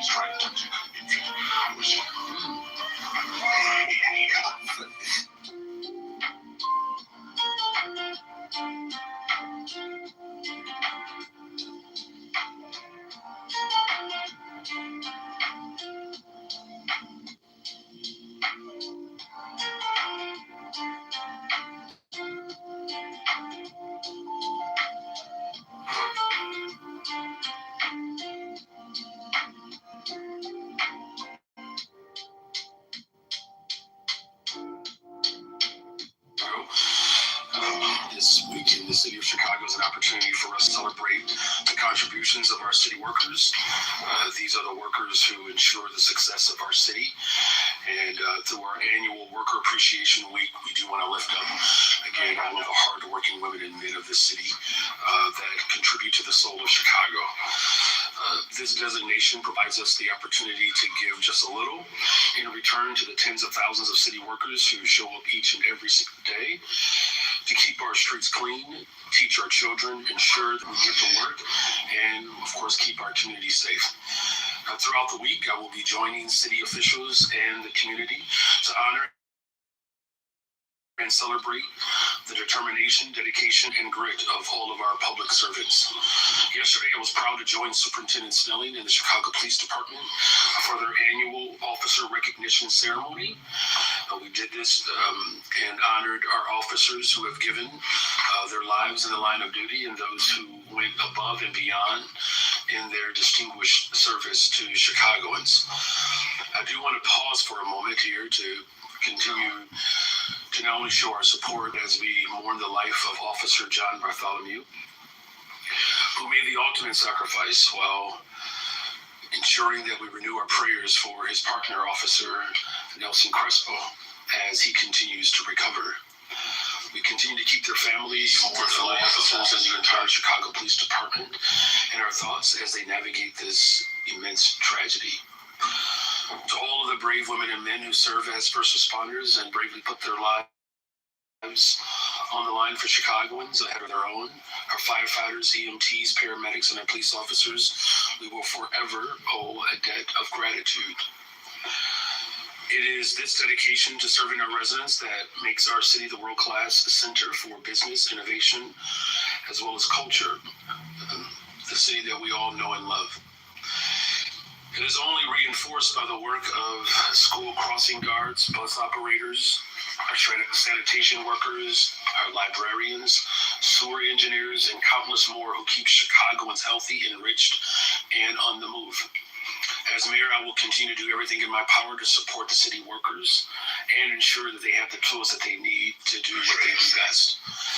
As we celebrate International Workers' Day last Friday, we also recognize the immense role that every single worker in Chicago plays in keeping our city strong.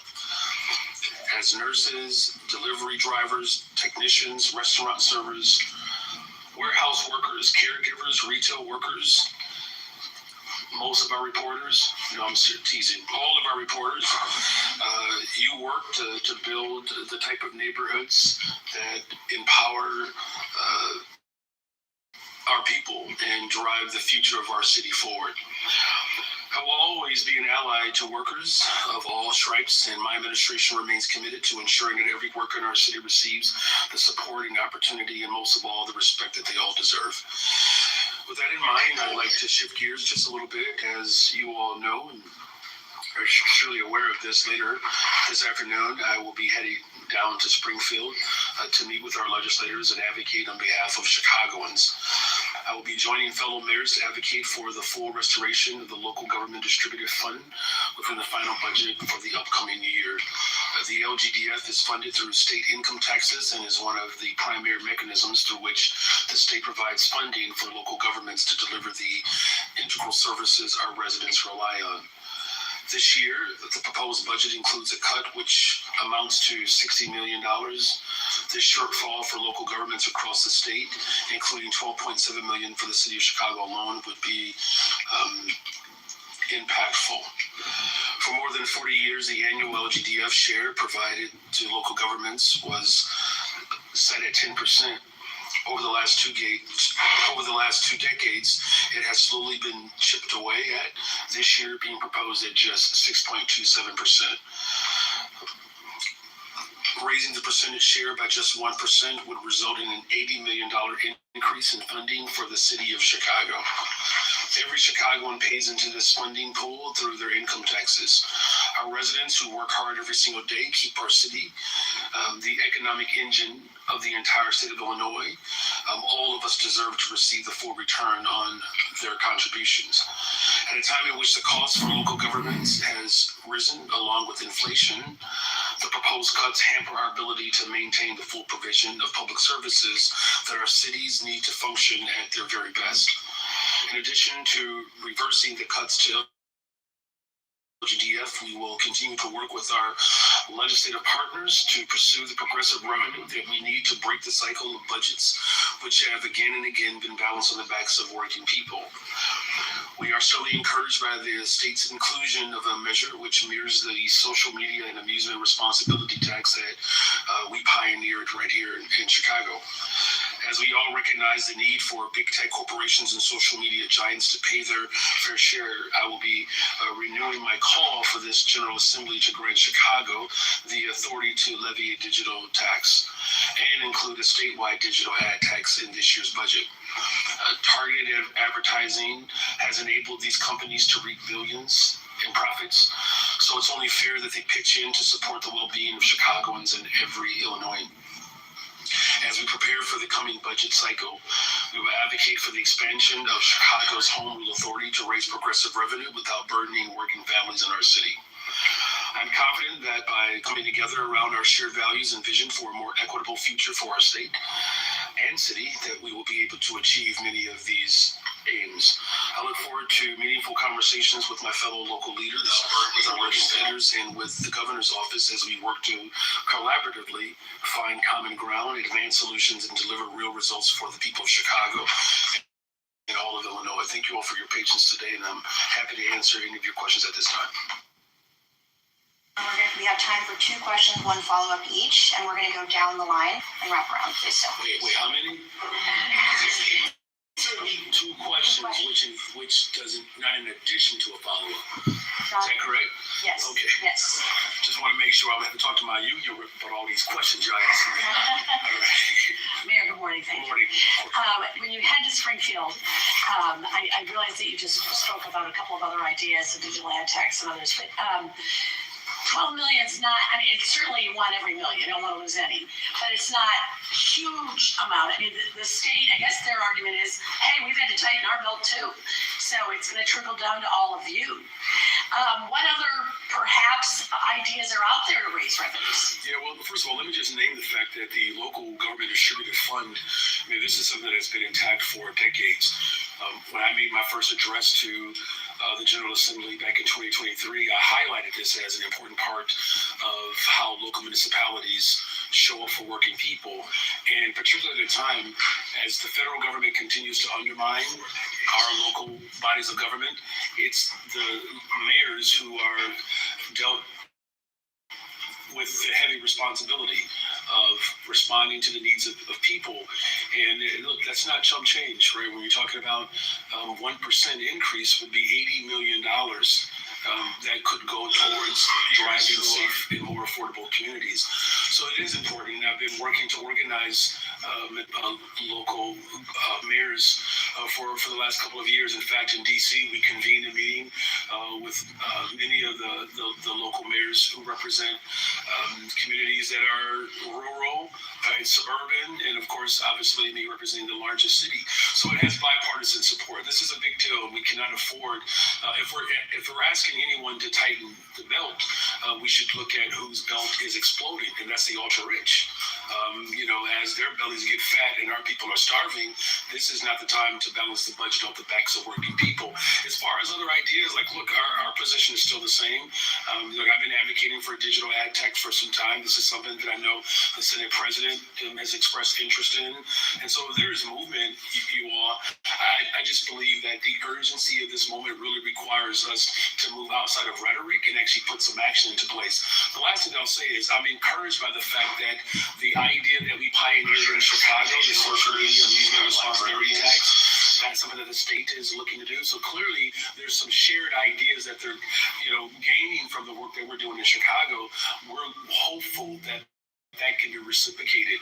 The levies in which the state has control over, the jurisdiction over, they need to pull those levies now because it's a matter of life and death for a lot of our families, not just in Chicago, but throughout Illinois. Is what to do about Soldier Field also on your agenda? Well, I mean, the best thing to do for Soldier Field is make sure the Bears are playing there. Look, I still firmly believe that the best place for the Bears to play is in the city of Chicago. They expressed interest. I remember that a couple of years ago. Right now, the type of tax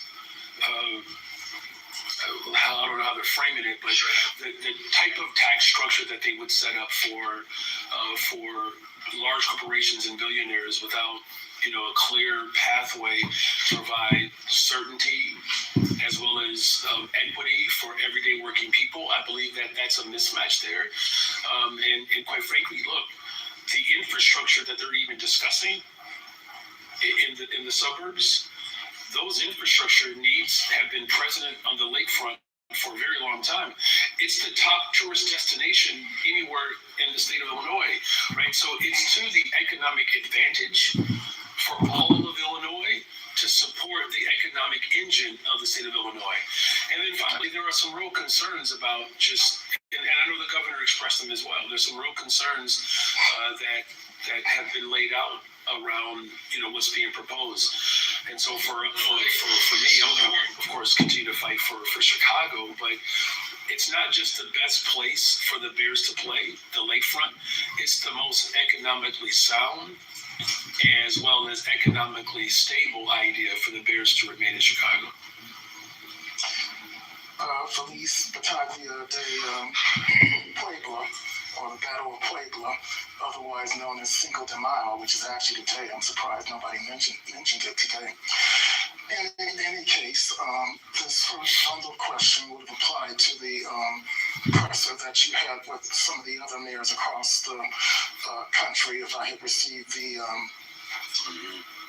link for it after applying for it. But in any case, for all you sanctuary cities, especially those led by black mayors, what is your response to Congresswoman Pamela Jara-Powell's robust demanding of reparations for immigrant communities, whether populated with illegal aliens or potential immigrants, while not talking up the same for descendants of U.S. chattel slaves?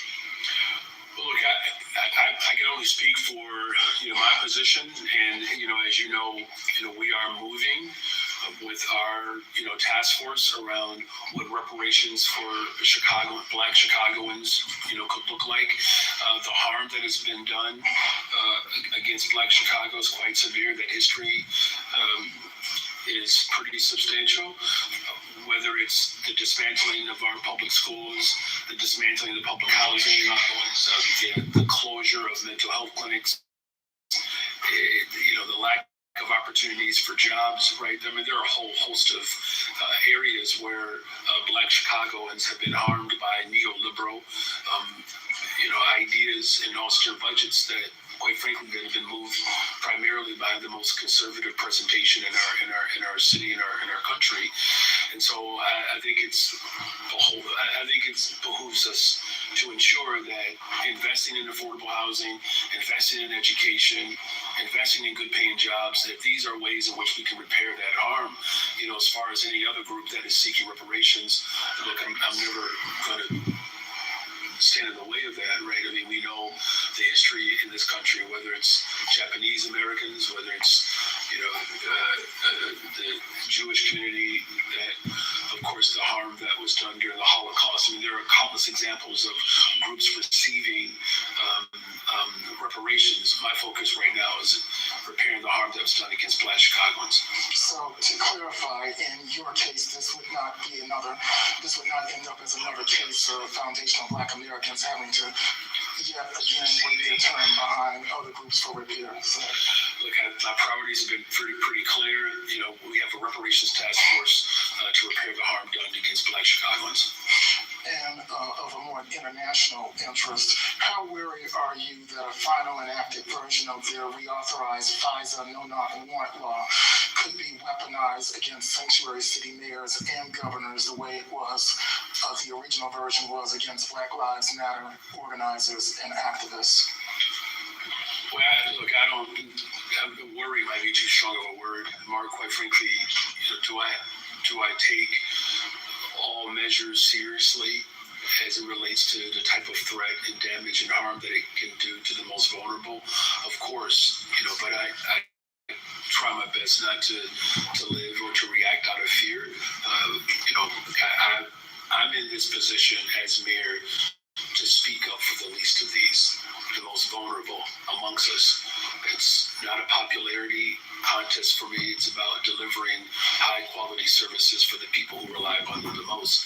And I think when it comes to ensuring that our criminal justice system is responsive and as well as committed to equitable distribution of justice, that is something that we all have to work towards. So to clarify, no concept when you get there. As I said, I think worrying is probably wary. To the extent to which it's going to prevent me from being able to continue to move to build safe and affordable communities, it hasn't. Mayor, if I can just clarify something that Marianne had asked earlier about the Bears. Do you plan to have conversations with lawmakers about the Bears and whether it's either the bill that is now before the Senate or trying to keep them in Chicago? I continue to have conversations, with lawmakers that the Bears belong in Chicago and that their interest is in Chicago. Look, I would have preferred to have conversations about a millionaire's tax. To be perfectly frank with you, I'm disappointed that the bulk of the conversation about Springfield right now is about how do we provide benefits for corporations at a time in which affordability is the number one issue that people are concerned about. And I know this is something that the governor has raised about raising the minimum wage and ensuring that, we're creating a pathway to build more affordable homes throughout the state of Illinois. I'm grateful that within the budget that he's put forth the social media attacks. I think it's important that the city of Chicago understands what's happening in this moment. And what you have is a situation where you have a bill that's being discussed right now that would provide relief around property for corporations. What's interesting about that is that that's not something that the Bears currently have to think about in Chicago because they don't pay property taxes. So I think, again, as I said to your colleague, there is a mismatch here in terms of what the people of Chicago and Illinois are most concerned about and how government is responding and reacting in this moment. Now, do I believe we can do both? And of course, I do multiple things as mayor. We fight for affordable homes. We fight to keep people safe. And we're fighting to keep the Bears in Chicago. We can do it all. But, yes, I'm going to have a conversation about the Bears. But again, the priority is to ensure that the people of Chicago get their fair share in terms of tax distribution. And that's why the local government distributed fund is top of mind for me. And if I can ask you about police overtime, they've gone through about a third of the $200 million that's budgeted for this year, and we have not even hit the summer yet. How are you preparing and have had conversations with the superintendent for managing that, given that, if they go over $200 million, it's got to get pre-approval? Yeah.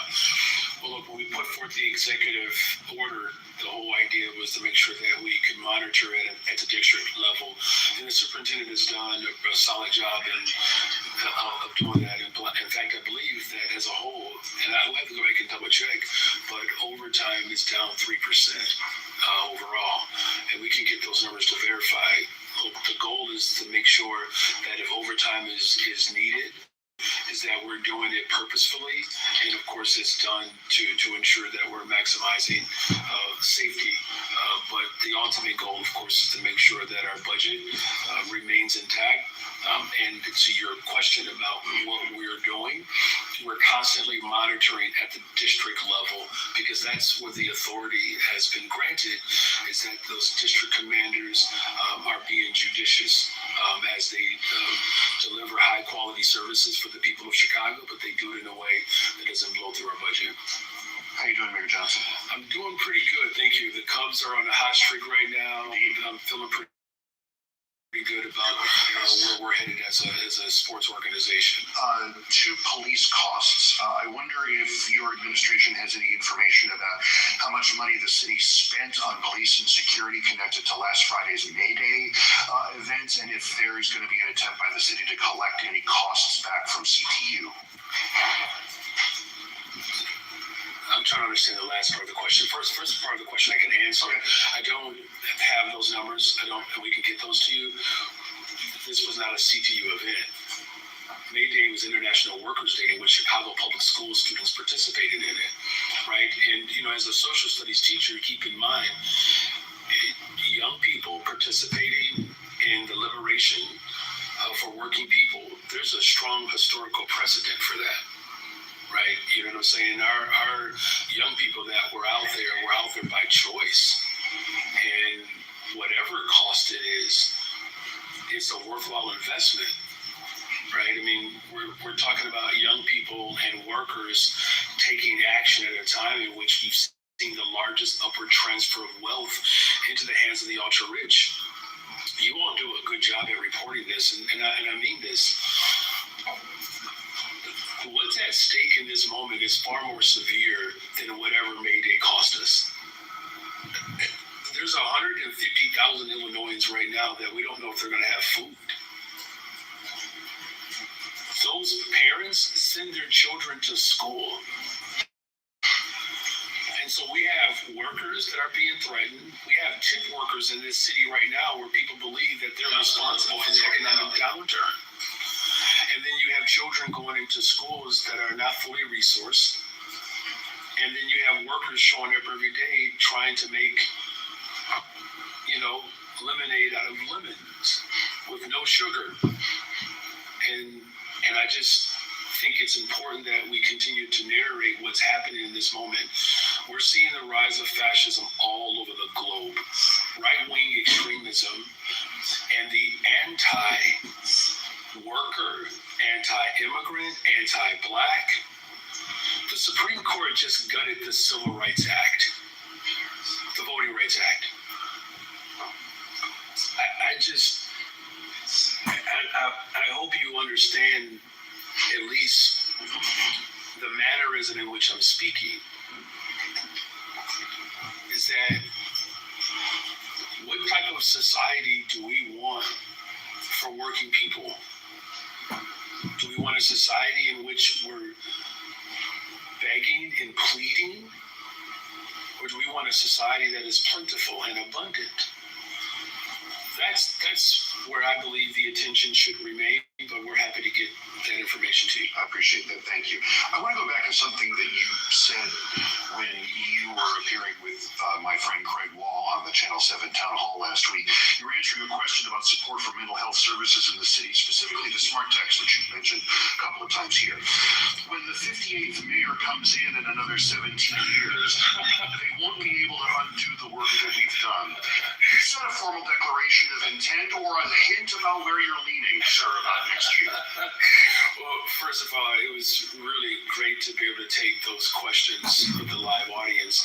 And I hope that you all at least got a chance to experience what I experienced, right? That often, and I'll just be very honest, the questions that you all ask, that's not what I'm asked of when I'm in the broader public. And I think the motivation behind those type of open forums is to get a chance to speak directly to the people of Chicago around the questions that are pressing to them versus the questions that are pressing for the press, quite frankly, right? You know, as far as what my political future holds, I think it's really about the future of politics as a whole, and it's not just about Mayor Brandon Johnson. That, again, voting rights, workers' rights, immigrant rights, they're coming, the interests of the ultra-wealthy on this planet, they are literally coming to consume anything and everything. And my focus is going to remain on ensuring that we're driving violence down, that we're building more affordable homes. And the time for political declarations will come at the appropriate time. But in the meantime, yes, I'm very much determined and committed to build the safest, most affordable city in America. And that whatever happens after my time as mayor, that the work that we do outlives my time as mayor. That's the most important thing. Hi, Mayor. Hi. What are your sticking points for what it would take to support legislation for a Bears Stadium in Arlington Heights, or are there no concessions that could be made? It's very cute, Alice. It's very cute.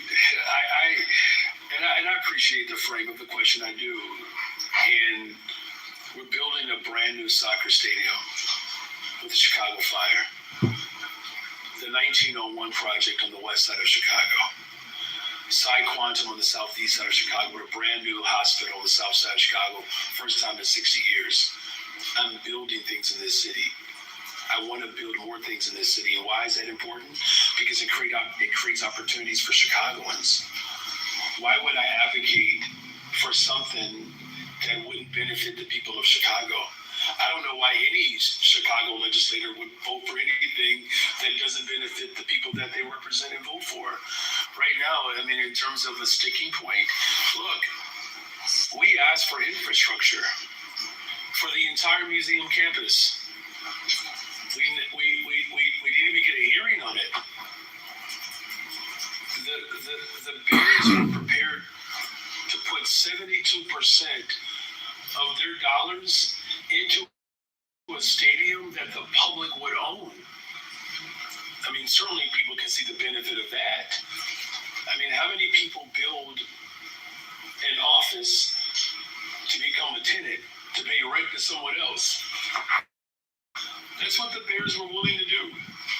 And so I think the way I would frame it personally is, for any Chicago legislator, what is it that we need for the people of Chicago? Let's just start there as a baseline. And what I need for the people of Chicago, our people they have to be able to work. I mean, we're working hard now to get more black contractors opportunities where they have been shut out otherwise. I mean, Arlington Heights, anywhere else, a Chicagoan having to commute 2 hours out of their way for a job, that is not something that I don't believe anybody who represents Chicago should want. You know, so, and I think that there are some legitimate concerns around the fact that at a time in which property values are increasing and affordability is becoming that much more of a challenge, to do anything in favor of entities with means without supporting families who have needs, I would find that short-sighted. Thank you. And do you support Alderman Beal's legislation and licensing committee today that would effectively ban sweepstakes machines in Chicago? Yeah, I haven't looked at it, honestly. I haven't. Many talking points that you've already said you're going to discuss. We went through the mayor's already. We went through the funding due to Governor Pritzker's budget. What about CPS? They're facing the deficit second year in a row. New superintendent here. Is that going to be a conversation there? Yes. You know, it's been an ongoing conversation because it's not just CPS that's experiencing a deficit. And listen, I want to just make sure that I'm on the record again. Hear me good, you all. Every single school district in the state of Illinois, the vast majority of them, will suffer the same type of deficits. $3.2 billion or so, where the state of Illinois still has a ways to go to fully fund our schools.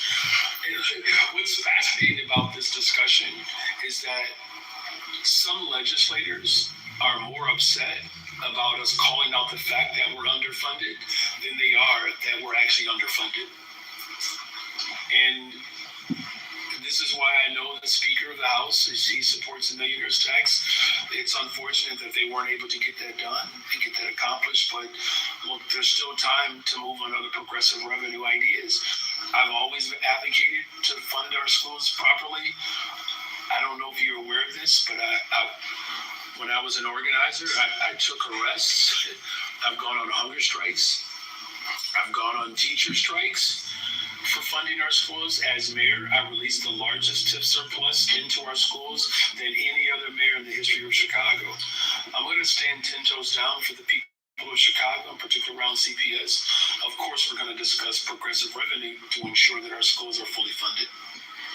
Now, can you kind of outline what that would look like? You're saying we need funding, help us do that. Every other school in Illinois also will feel the same heat. But what does that look like? If you go there, they have these conversations, and you have to be prepared to say, this is what I want, this is what will work, that may not work if they offer something. Yeah, I mean, look, you will always have negotiations. You know, the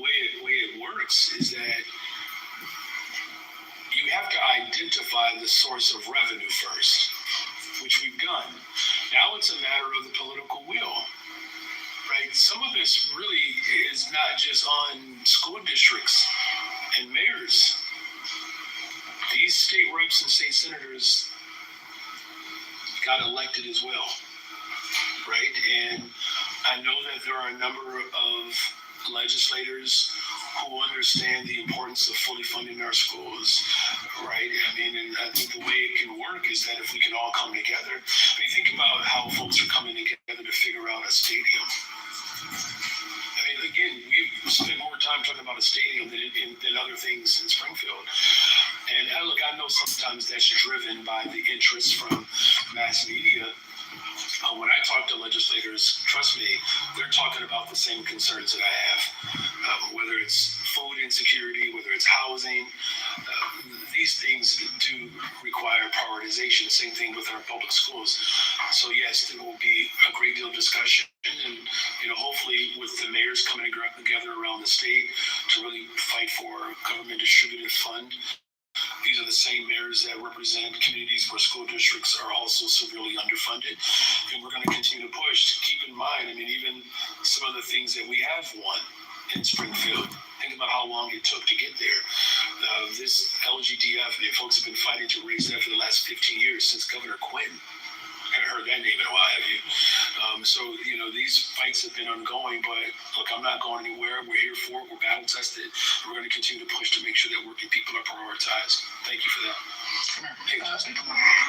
So when you discuss the mega project legislation with state lawmakers, you're opposed to them leaving. I understand that, but you're describing a deal that was put together, 2 years ago and didn't go anywhere. Do you have a new financial model for the lakefront or Michael Reese or anywhere else? Do you have I guess, lack of a better plan or new plan? Another idea? Yeah, I mean, that's a good question.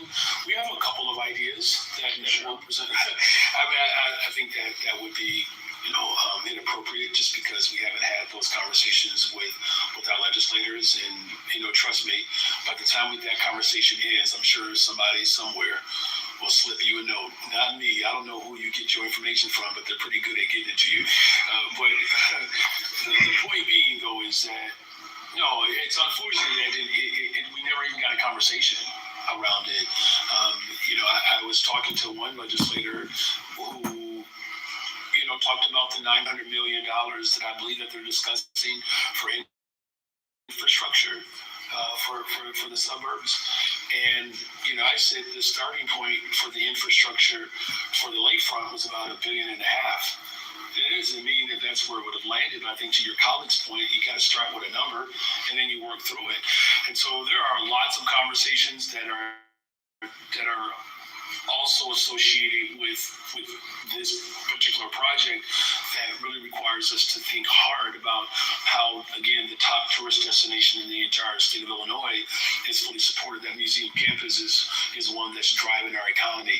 But yeah, there are some ideas that are newer out there that we will be discussing. All right, I've got 2, 3, 4-parter here on this. In kind of just being bears in the city or bust, there are other aspects of that mega project legislation that it seems the state is trying to accommodate Chicago in other ways. There's the new version of Star Bonds that could support One Central.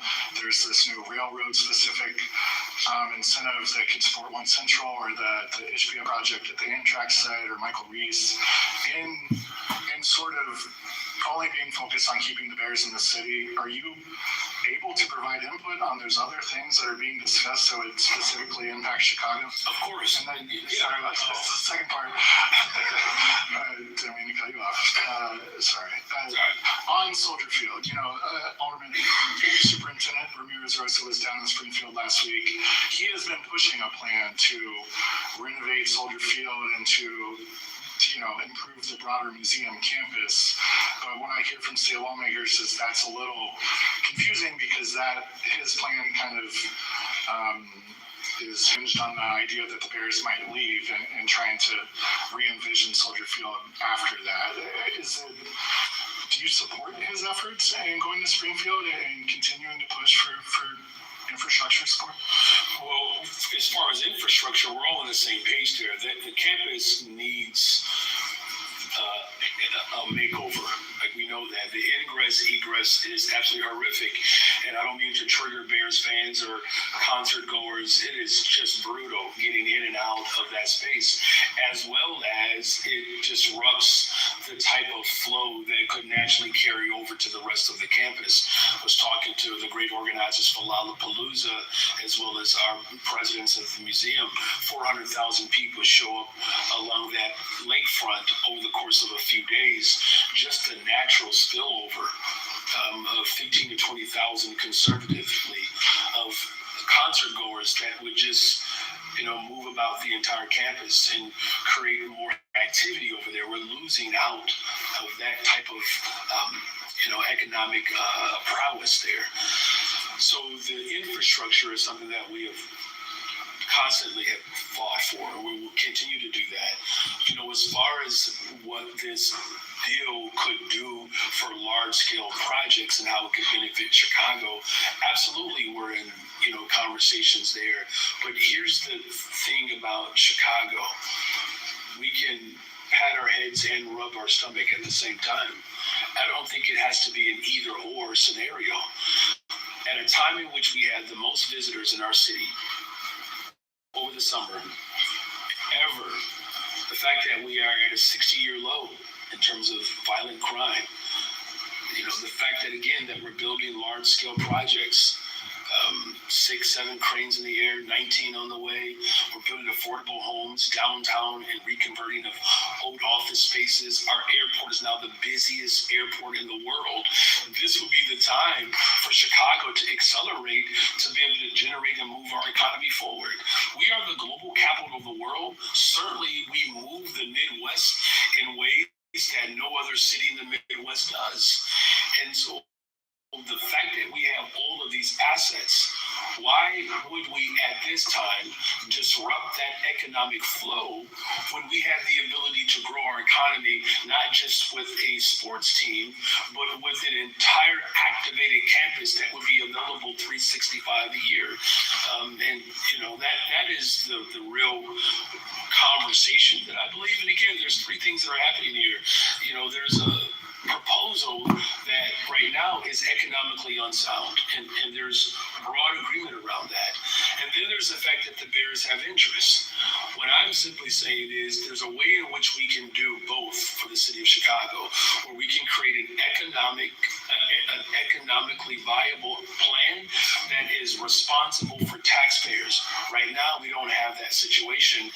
And again, I'm going to work with the legislature to ensure that Chicago is prioritized. Hi, Mayor. Hi. Can you give us your reaction to the millionaire's tax dying in the House over the weekend? Have you talked with your Springfield partners about next steps? And, are there viable options for progressive revenue from Springfield at this point, or is home rule the only option? Well, I will say that there are viable options still, right? I mean, there's still, time to move on. Again, as I said before, the digital ad tax, that's something that this legislature could move on. And there are folks who have expressed interest, just like the Speaker of the House, spoke of his interest around the millionaire's tax. I know that there are many people in the Senate caucus that are moving conversations around the digital ad tax.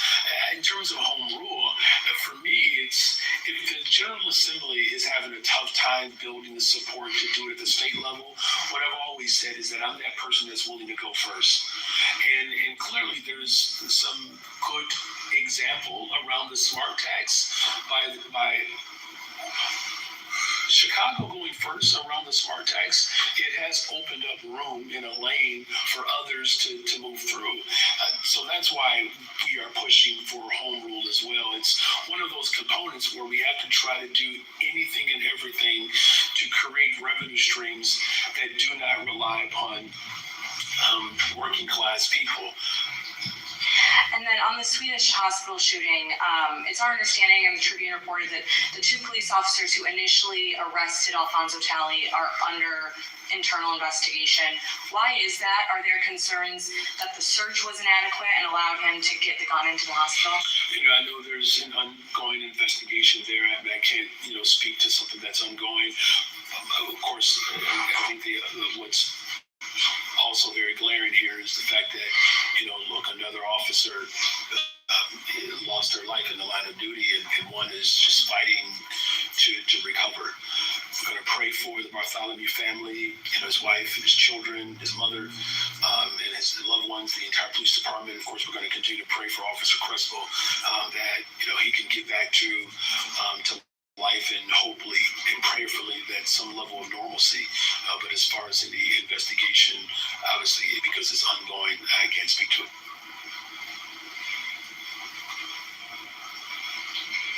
Mayor Johnson, in light of your historic calls for defunding the police, in light of your historic hiring people who are known, hiring people for 6-figure jobs with the city of Chicago, who are known for absolutely nothing but demanding, calling for effing the pigs. In light of your historic... Can we get to the question, please? I'm going to ask the question that the people of Chicago have asked me to ask. Please get to the question. Thank you. In light of your historic calling, incarcerating violent repeat offenders, people who have raped, murdered, robbed, Chicago citizens, law-abiding Chicago citizens, racist. Where is the question? You want the question? Are you sure? Please, let's get to the question. Yeah. Thank you. Well, let's see about that, okay? Because the mayor doesn't seem to like my questions very much. In light of all of the above, do I need to repeat it? I haven't heard your question yet, William. In light of all the above, would you take this opportunity to apologize to the family of Officer Bartholomew for the role that your rhetoric has played, your vile rhetoric, according to the people of Chicago, black and brown people, by the way, who have asked me to ask you to apologize to the family of Officer Bartholomew for the role that your vile rhetoric has played in his Thank you for the question. Listen, I don't agree with not only your premise, but even your characterization of what the people of Chicago are calling for. What we are calling for in this moment is not to... Check the comments on your own social media. Please let someone answer the question. I want to answer the question, okay? All right. So in light of what has just taken place, I think it's important that, one, we pray for the Bartholomew family, and that, two, that we continue to pray for Officer Crespo, that he fully recovers. That's the focus, and that's where I will remain. Okay, so you won't apologize to the family of Officer Bartholomew, just as you refuse to apologize to the family of Heather McGee when she was set on fire on the CTA by a repeat violent offender, just as you refuse. Do you have a second question? Yeah, this is my second question, okay? Jeez. My God, are you kidding me? I think this is the city of Chicago. Just as you refused to apologize to the family of Sheridan Gorman when I asked you if you would apologize to them, do you intend to attend the funeral of Officer Bartholomew? And if you do, will you take that opportunity at long last, to apologize to the family of Officer Bartholomew for the role that your vile racist language has played in the murder? Thank you for the question. Bartholomew. The question is if he's attending the funeral. As I've said before, again, I think it's important in this moment that we not only pray for the Bartholomew family, we have to ensure that we continue to pray for all of our officers, who dedicate their lives, women and men, to serve on the front lines of our city. We're praying for the full recovery of Officer Crespo, and we're grateful for the services that our first responders provide to the people of Chicago. So you will not apologize? Let's move on to the next question, please. Next.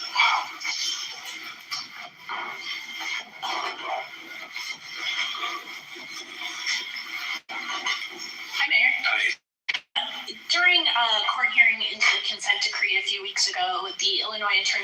Office called for a full-scale review of how CPD is using force against members of the public. Do you support that review, and would you direct Superintendent Snelling to cooperate with that review? Well, I think when it comes to consent decree, there's no combination that this city has ever experienced between myself and the Superintendent Snelling that has been laser focused on making sure that we are in full compliance and we are moving with expediency to ensure that the consent decree is fully implemented. As far as the review of practices, those practices are always under review. And so, look, we appreciate the Attorney General weighing in, but in terms of how community policing is administered, and especially to ensure that we are building and maintaining trust within the community, we're constantly in review mode, in training mode to ensure that these interactions are positive. There is some reporting around the consent decree, and we can follow up with you, Heather, on this, is that the level of reporting as it relates to this consent decree has shifted. And so some of the reflection of the consent decree around this particular aspect is really centered around how the use of force definition is how use of force is defined, in other words. Shifting gears a little bit to the budget, we learned in a budget hearing last week that the city has not gotten any responses for proposals to expand public advertising and the debt sale as ordered by the city council crafted budget. Are you concerned that as we enter the 5th month of the year that revenue won't materialize and we are quickly approaching a situation where there would be mid-year layoffs, as you suggested a few months ago? I've always been concerned about the projections that they made. Look, the simplest way for us to be able to settle the budget was to administer a small tax on the largest corporations in the city of Chicago. We wouldn't be in this situation, had we gone that route. And I've expressed from the very beginning that the projections that were made were problematic. Look, we have worked hard to implement this budget. We'll continue to work with City Council to do just that. As far as what it's going to take to ensure that the people of Chicago do not have to experience harm, I'm hopeful that City Council will engage with my office again around ways in which we can progressively generate revenue without it being casted upon speculation versus what could be made certain. And I'm going to continue to be open to those conversations. All right, thank you all very much. Appreciate your statement.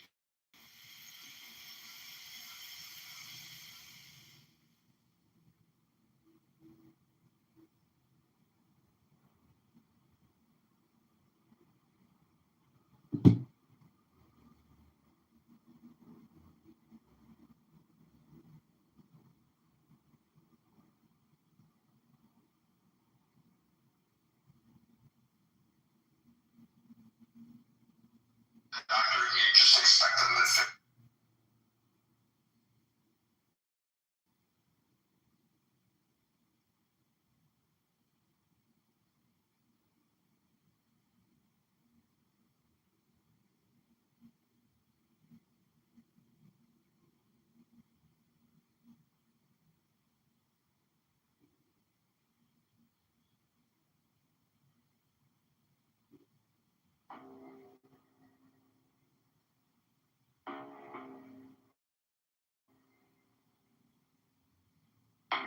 Give me the sign of the open night,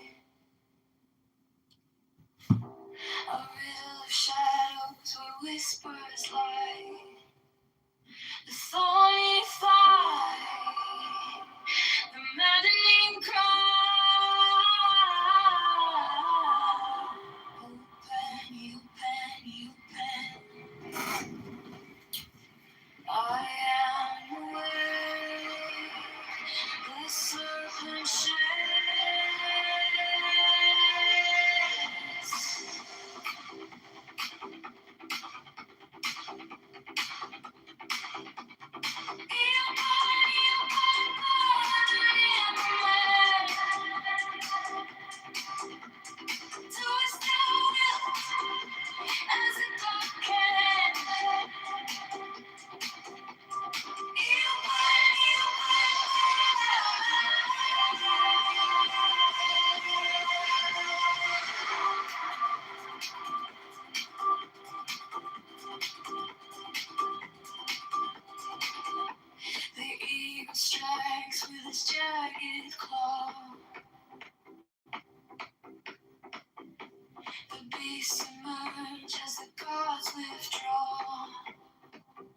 storm of silence, a broken love.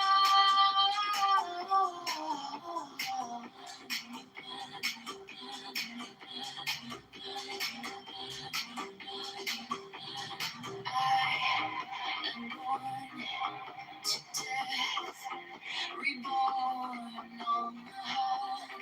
Are you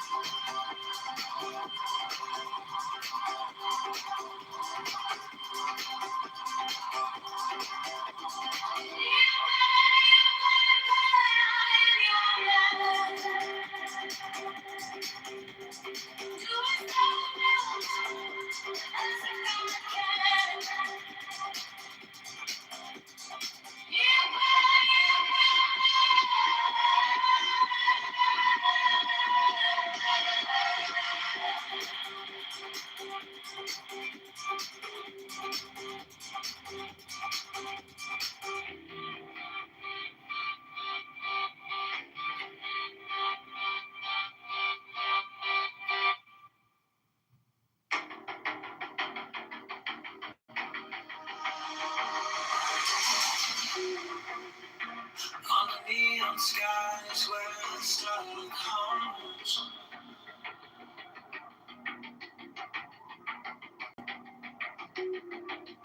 Shadows whisper truths as the bassline drums.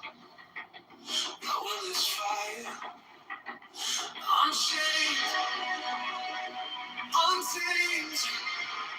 No path is written, no soul is blamed.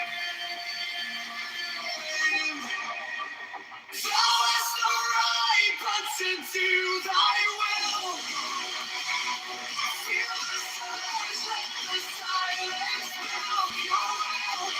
Unfazed, is alive, is still. Deliver from the lust of the thrill.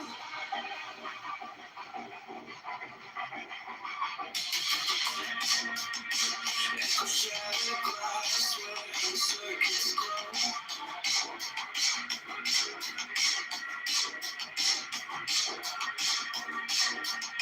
The clock ticks slow, but it doesn't show. No purpose, no tether, just a beat in sync. Every way perfect, on the edge, on the brink. No chains, no bars, just a void to fill. Every pulse, every spark is the perfect way. Thou hast no right but to do thy will. Feel the surge, let the silence fill your will. Unafraid, to life is dead. Deliver from the lust of the thrill. In the endless dark where the echoes play, no other shall say nay, no other shall stay. Through the light, through the smoke, let it all decay. The will remains forever in the fray.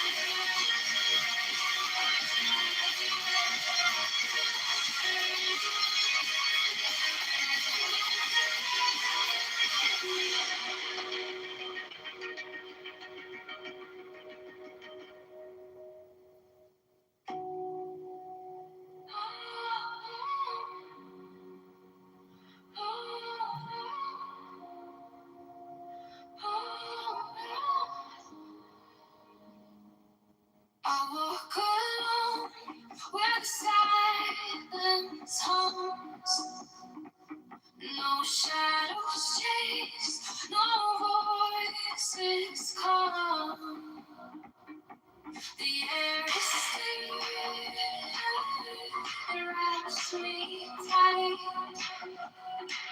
No fear, no sin, no way to bear.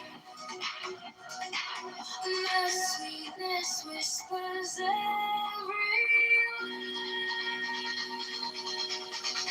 Sweet as of sunshine fills my veins. Soft rivers wash my chains. No need for gold, no need for fame. This quiet place, it knows my name.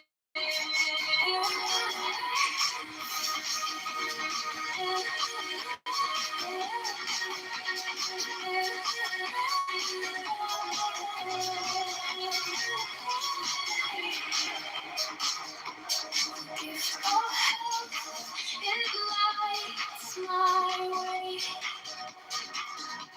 Contentment blooms where I choose to stay. Trust is the bridge where hearts align. No fear, no sin, no way to bear. And the sweetness whispers everywhere.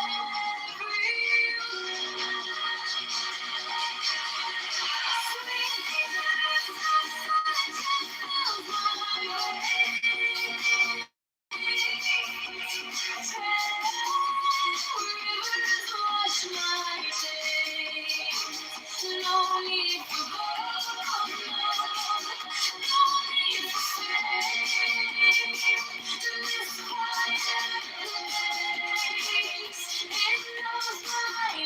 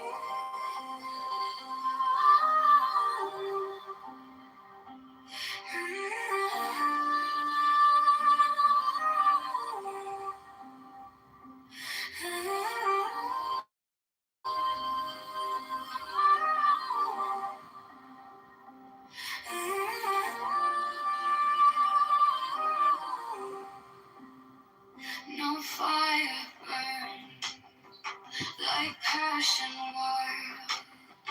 No losing through like hatred piled. This body aches, a cage of stone. Rest whispers soft, the only throne. Hunger's the beast, the sharpest sting. Body cries, its constant claim. But Lord, truly see,